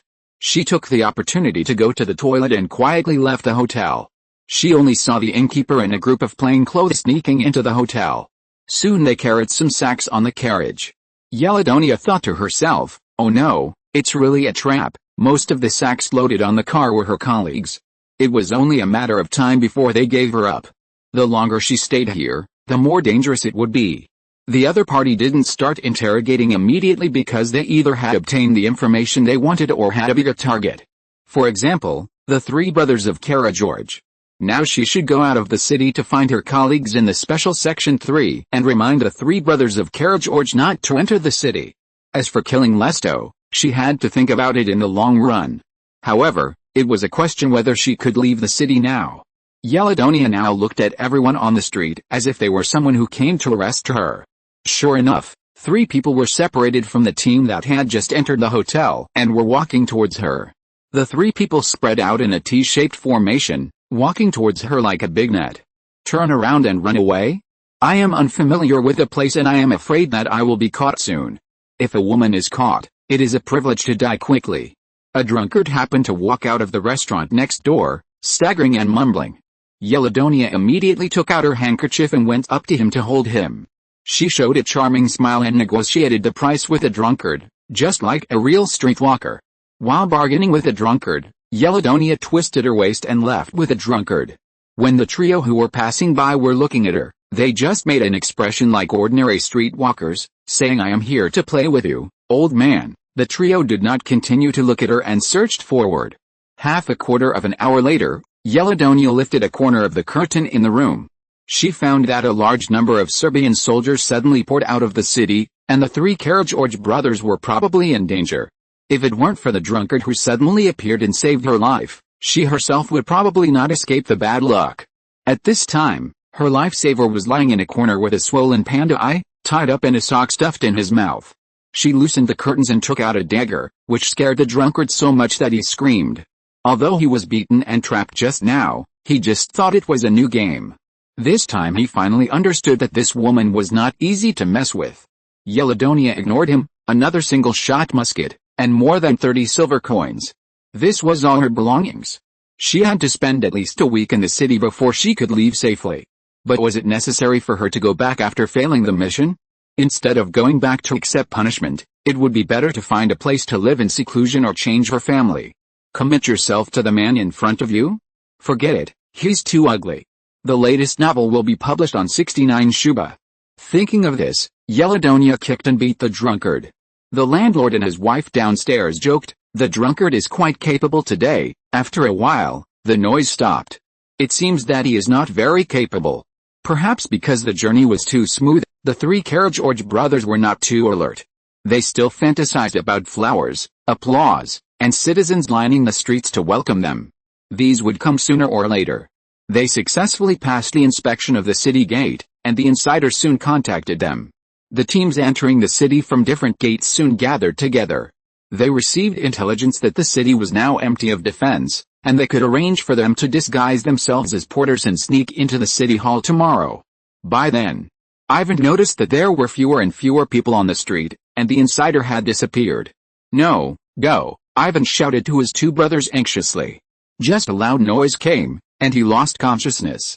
When he opened his eyes in a daze, he found that Serbian soldiers were everywhere looking for survivors. He subconsciously reached for his gun, but only touched a piece of rubble.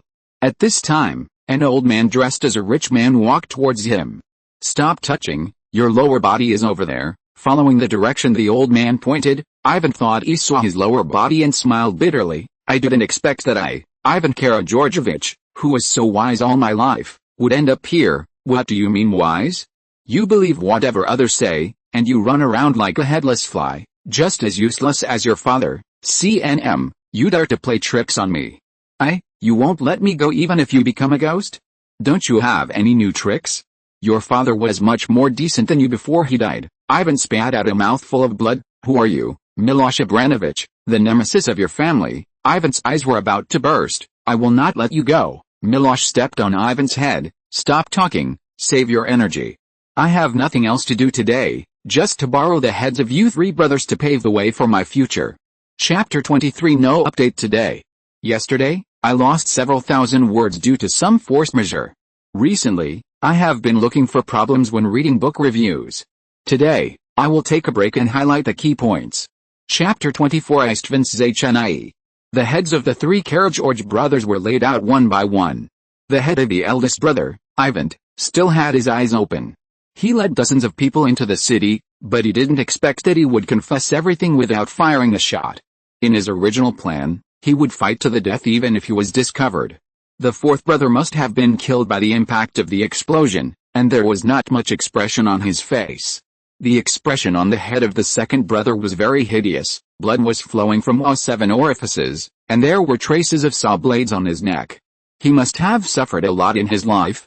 Miloš Abranovich looked at the three heads in front of him and put his hands together. You must bless me to succeed quickly, otherwise I will have to borrow the head of your third brother again. After a short prayer, Miloš put the three heads into a box and sprinkled preservative spices on it.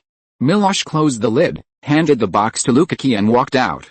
The mayor of the city, Resto, immediately trotted after him and said, "Grand Duke, you are really a man of foresight.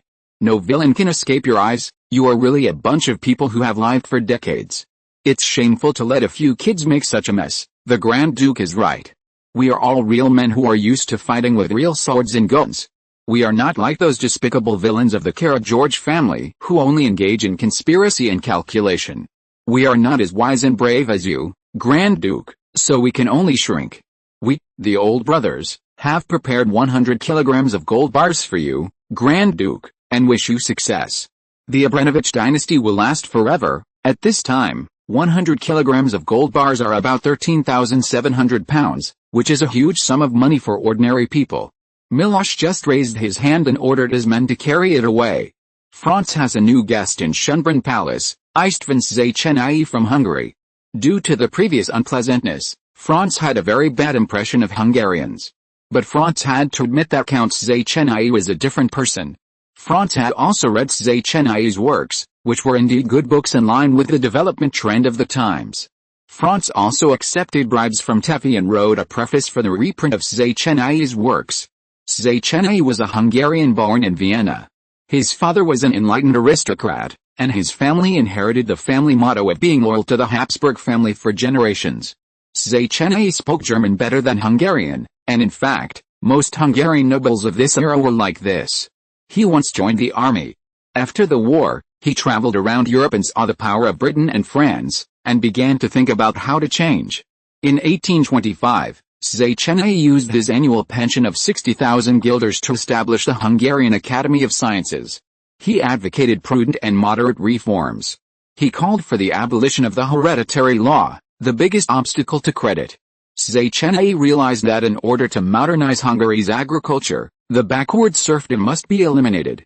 He proposed to abolish serf labor and replace it with wage labor, abolish guilders and price restrictions, and prosper handicrafts. The prosperity of a country must rely on a large number of knowledgeable people. Széchenyi believed that education was one of the most important factors for the prosperity of a country.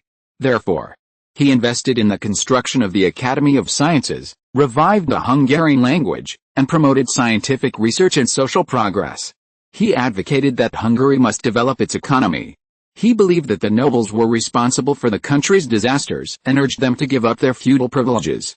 Széchenyi did this himself. He built roads, improved navigation on the Danube, allowing ships to reach the Black Sea directly, and built the first bridge in Budapest on the Danube. He invested almost all the money he earned in the construction of the country. In 1839, the construction of the Széchenyi chain bridge began. He was the first person to connect the two cities of Buda and Pest. However, with the decline of the Austrian Empire and the rise of the Hungarian economy, many of his followers turned to the more radical Kossuth faction. Széchenyi believed that it was suicidal to promote nationalism in a Hungarian kingdom with a minority population. Facts have proved that he was right, but people who were overwhelmed by nationalism ignored his reminders and went to war with Austria, and finally he went crazy. Franz had just tricked Archbishop Rauscher into opening a kindergarten. Franz told him that this was a great deed. It is said that the first move is the strongest. These people can be brainwashed and taught religious etiquette from a young age. Are you still afraid that they will not believe in religion? In this era, the mortality rate and disappearance rate of children who are left unattended are very high. The most important thing is malnutrition, because their parents often have no food to eat. The church's kindergarten can greatly alleviate this social problem, and the monks of the church will not be so bored. But Franz has one condition, that is, there must be German classes. Or in other words, letting these children learn German is Franz's real purpose. Franz, who had just fooled the old charlatan, was a little tired, because the old charlatan seemed to have come to his senses recently and could draw inferences from one example. The church kindergarten could not satisfy his appetite, and he also wanted to run church primary and secondary schools. However, it is hard to say whether others will do the same as him in areas other than his territory in Vienna. Count Széchenyi gave people a very friendly feeling. The purpose of his visit this time was to send me a birthday present on behalf of Count Andrew. Széchenyi was a very pragmatic man. He brought real gold and silver, as well as a pocket watch made of pure gold. Your Highness, this is a pocket watch we made for you from Switzerland. It is the only one in the world. I hope you like it. The latest novels are first published on 69 Shuba. Thank you, Count. I am deeply sorry about Count Andrew's matter, Your Highness, don't mind it. Hungary is always loyal to the royal family. Andrew's self-willed behavior will only bring shame to him and his family. I have come here to make an unreasonable request. I hope Your Highness can persuade the royal family to promote reforms in Hungary. Please allow me to refuse. You should talk to the Prime Minister about reforms or give advice to the Regent. I am afraid that I, a minor, can't be of much help. The Prime Minister and his supporters have just reached a delicate balance with the Count Korolik Group, Minister of Finance of the Austrian Empire, and the royal family can just break this situation. Then why look for me? My uncle, Ferdinand I, is the patriarch of the royal family, but our great emperor does not like government affairs. The person in charge of the royal family now is your mother, Archduchess Sophie. Then you should go to my mother. I've been there, and then I showed my work to the Archduchess and said that you are talented, but several guards threw it out without any explanation. Szechenyi coughed twice. I think the Archduchess has a bad habit. Franz held his forehead and seemed to think of something embarrassing. Okay. Count, you should be aware of the Empire's attitude towards Hungary over the years. It has always been very cautious and tried to avoid interfering in Hungarian affairs. Hungary enjoys a high degree of autonomy in the Empire, and the royal family cannot interfere. I'm really sorry, I can't do anything. Franz still knows something about Hungary. For example, the Great Revolution that almost destroyed the entire Austrian Empire. In addition, judging from the documents and intelligence of this era, Hungary is a semi-independent kingdom in the Austrian Empire. Franz doesn't want the Great Revolution to come early, he is not ready yet. He doesn't think that simple appeasement or comfort can dispel the Hungarians' ideas. Chapter 25 Istvan Szechenyi, 2. Your Highness, I think we are actually the same kind of people. We both know the importance of science and education. I heard about your recent establishment of the Vienna Royal Academy of Sciences. On behalf of our Hungarian Academy of Sciences, I would like to congratulate you and hope that the two places can have more exchanges. Exchange and learning are naturally a good thing, and I hope so too. But I want to remind you that once the academic exchanges between the two places involve politics, the outcome may not be very good. That's natural. Pure academics should not be overshadowed by politics. But Your Highness, Hungary's reform is also imminent. After years of development, the Hungarian economy has shown some momentum of rise. This momentum has given some people a false illusion, making them feel that nationalism is a good medicine, but they don't know that it is drinking poison to quench thirst. In fact, it is true. What the Hungarians released eventually led to the disintegration of Hungary. Kossuth's newspapers were repeatedly banned and the supporters grew stronger, which made Szechenyi, a moderate reformer, restless. Hungary has been developing rapidly in recent years, but it is inherently deficient. After Austria imposed an embargo on Hungary, even the bullets of Hungarian soldiers became a problem. In order to completely solve the Hungarian problem, some sacrifices are inevitable. But Franz still wants to give this patriotic count a chance. In terms of reform, the royal family is probably powerless now. I personally support you to implement reforms in Hungary, but the premise of all this is to maintain the integrity and unity of the Austrian Empire. Franz kicked the ball to Szechenyi. Hungary proposed a reform plan, which was approved by the imperial government. There is much less resistance to reform than the imperial government's administrative order.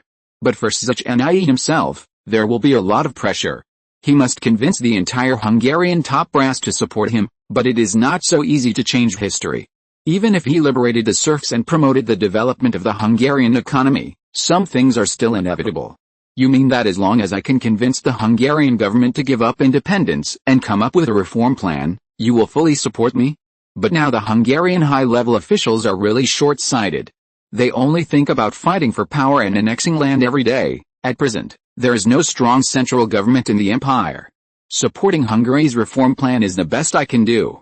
But I can give you a suggestion: unite the majority, strike a small group, and then divide apart. It's easy to say, but the majority of serfs and civilians have almost no weapons and funds. Moreover, given the complex and changeable situation in Hungary, as long as you are not careful, it will lead to catastrophe. But for France and the Austrian Empire, whether it is Hungary's peaceful reform or the intensification of contradictions and unrest, it is an acceptable result. In the former, The old aristocracy of Hungary was suppressed and the bourgeoisie came to power, but this agricultural-based region was congenitally deficient, and the bourgeoisie was naturally weak and compromising, which was easy to win over and divide. The Austrian Empire can check and balance the old aristocracy and extreme nationalists by winning over the bourgeoisie, and then strengthen its control over Hungary. The latter can facilitate the Austrian Empire to intervene in Hungarian affairs, strike the old aristocracy and win the hearts of the people at the same time. It was not so good for Széchenyi himself. His original intention was good, but the reform would affect the interests of the great nobles. The emerging bourgeoisie and the small nobles who were in a difficult situation wanted to change the status quo and take more drastic measures, but they did not buy it. Commoners and serfs had almost no say. The messy network of relationships, the entanglement of various interest groups, and the need to coordinate the relationship between the upper nobles and the lower classes, it was almost impossible to get everyone to support him. He was not completely without a chance. After all, he was still very influential in the aristocratic circle of Hungary, including many of the radical members who were his followers before. As long as the ordinary people did the propaganda, they could naturally be involved.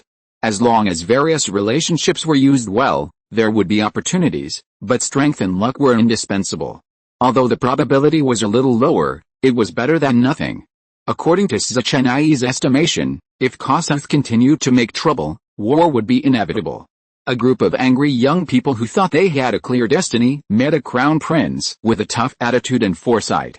Széchenyi knew that Franz's bottom line was to maintain the integrity and unity of the country, and the Hungarians wanted more than just independence. The seemingly powerful Hungary would first collapse internally and then be crushed by the Austrian army. Now he was the only one who could step forward and put the reform on the right track. To stop this catastrophe that affected millions of people, he had no choice but to die. Seeing Széchenyi's firm eyes, Franz knew that he had made up his mind. If he didn't dare to devote himself to his ideals, he would not be Széchenyi. Your Highness, if I can convince them, I hope you can fulfill your promise. Yes, I will find a way to make you the Prime Minister of Hungary at that time. This, Széchenyi was about to speak when he was stopped by Franz. If you want to complete the reform, the position of Prime Minister is necessary. No matter how good the policy is, it needs an implementer. If you pretend to obey it but disobey it, it will be nothing but a piece of waste paper. The resistance you will encounter at that time may be far beyond your imagination. Your Highness, I will do my best. I wish you success. Franz raised the teacup in his hand and saluted this warrior who knew it was impossible to do it. Széchenyi laughed. He will use the wealth, connections and experience he has accumulated over the years to do something that is almost impossible to succeed. Looking at Széchenyi's departing back, Franz couldn't help but feel a little sad that there really is such a person. Even if he can convince the Hungarian high-level officials to agree to the reform, it will be difficult to implement it. The agriculture in Hungary at this time was extremely rough. The dirty and earthy Hungarian grain and the long and short, greasy and dirty wool were rarely sought in the market and could only be sold at a low price. The utilization rate of cultivated land is low. Because of poor market sales, 1/3 of the cultivated land is idle all year round. There are also a large number of lands suitable for cultivation that is artificially prohibited from being reclaimed and used as hunting grounds for the nobles. Farmers harvested crops with sickles, threshed with horse-drawn rollers, and stored the grain in cellars. It was no different from the Middle Ages. On the other hand, the wealthy nobles hired people from Austria and Germany to take care of their farms. They adopted a crop rotation system, planted green fodder, and also planted corn, rapeseed, beets, sunflowers and potatoes to replace single-grain crops. Mechanization was adopted on a large scale, and serfs were trained by professionals to operate. In order to save costs, serfs were driven to rotten land that was not suitable for large-scale production and left to fend for themselves. But why did the nobles oppose the liberation of serfs? Because the liberation of serfs requires giving them land, otherwise these unskilled serfs simply cannot survive, and the only consequence is a large-scale uprising. Once the land is distributed to the peasants, it will be difficult for the nobles' farms to be connected into a large-scale production. Even if the land is redeemed, the serfs are unable to pay it all at once and it often takes decades. If the state pays for the redemption, I am afraid the same outcome will occur. Now the Austrian Empire still owes more than 1 billion in foreign debts, and dozens of creditors have been dragged into bankruptcy. And from now on, I am afraid that I will never do anything strange again. If I do something strange, it will be a reason for the empire not to pay back the money. Due to its inherent deficiencies, poor transportation, limited domestic market, and the existence of various domestic tariffs, Hungary's industry is also extremely backward. The poor transportation environment and the proliferation of bandits often require small merchants who cannot afford to hire guards to go out for business and often have to prepare a will in advance. The area with the best public security is the Croatian area where bandits started. One reason is that the border troops have been stationed here for a long time, and the other is that the local tyrants believe that there is a code of conduct for thieves. In addition to some small iron mines, small forges, and manual workshops for making tweed and manual paper mills that have been eliminated by the times, the vast majority of Hungarian industries are water mills, animal-powered mills, and wine estates of great nobles. The gap between the rich and the poor in Hungary is huge, not just the gap between serfs and upper nobles. It is the gap between rural nobles with only 7 acres of land and great nobles with tens of thousands or hundreds of thousands of acres of land. Duke Bohumny Philip's carriage used 700 kilograms of silver. Duke Esther's traditional Hungarian costume is valued at 1.5 million guilders. Count Széchenyé's personal income in 1 year was enough to build a university. After taking over the family wealth, he connected the 2 cities of Buda and Pest by himself. Later, he had money to dredge the 2 main rivers in Hungary and has been committed to improving transportation in Hungary. In contrast, although the small nobles did not pay taxes, they lived in poverty. Even the noble clothes they wore were passed down from their elders, and they were repaired and repaired again. At that time, the typical Hungarian nobles lived abroad and returned to Hungary only to hunt and show their Hungarian identity, but they could hardly speak Hungarian. Small nobles often never left the area where they lived in their lives, almost the same as serfs. They were also proud of speaking German. The real Hungarian speakers were Hungarian serfs and pseudo-Hungarians like Kossuth. Kossuth was actually a Slav born in Slovakia. The latest novel is first published on 69shushu.com.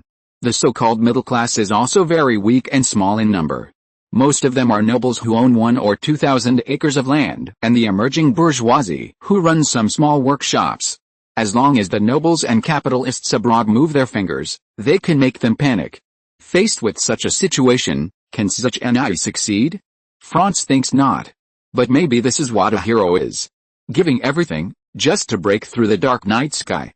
Franz poured himself a cup of tea and looked at the white clouds passing by in the sky. There is no time to lament the fate of others. There are still many things to do. Franz drank the tea in the cup and put it down. Ruskna, bring the information about the Principality of Serbia and North Sahi. We are going to meet the hero who just defeated the bloody Marcus Garibaldi in South America. Bloody Marcus Garibaldi is the nickname Franz gave to this Italian god of war. After all, European names are too difficult to remember. Ruskna, who was standing by, had long been accustomed to this somewhat strange crown prince. The information about the Principality of Serbia and the situation of the Nordsahi garrison was confidential and was personally sent by Prince Metner. Franz had already said that he would use it, so Ruskna had always been with him. It's ready, master. Okay, let's go. Opening an exquisite and gorgeous door, Franz and Ruskna entered a small but very luxurious meeting room. The floor was paved with expensive marble, and the walls were covered with portraits of successive Habsburg monarchs. The sign in the middle read "No Smoking" in large letters. Because a pamphlet that was once popular in Austria claimed that a man smoking a cigar would capture Vienna. The Austrian Empire officially announced a smoking ban in Vienna in 1836.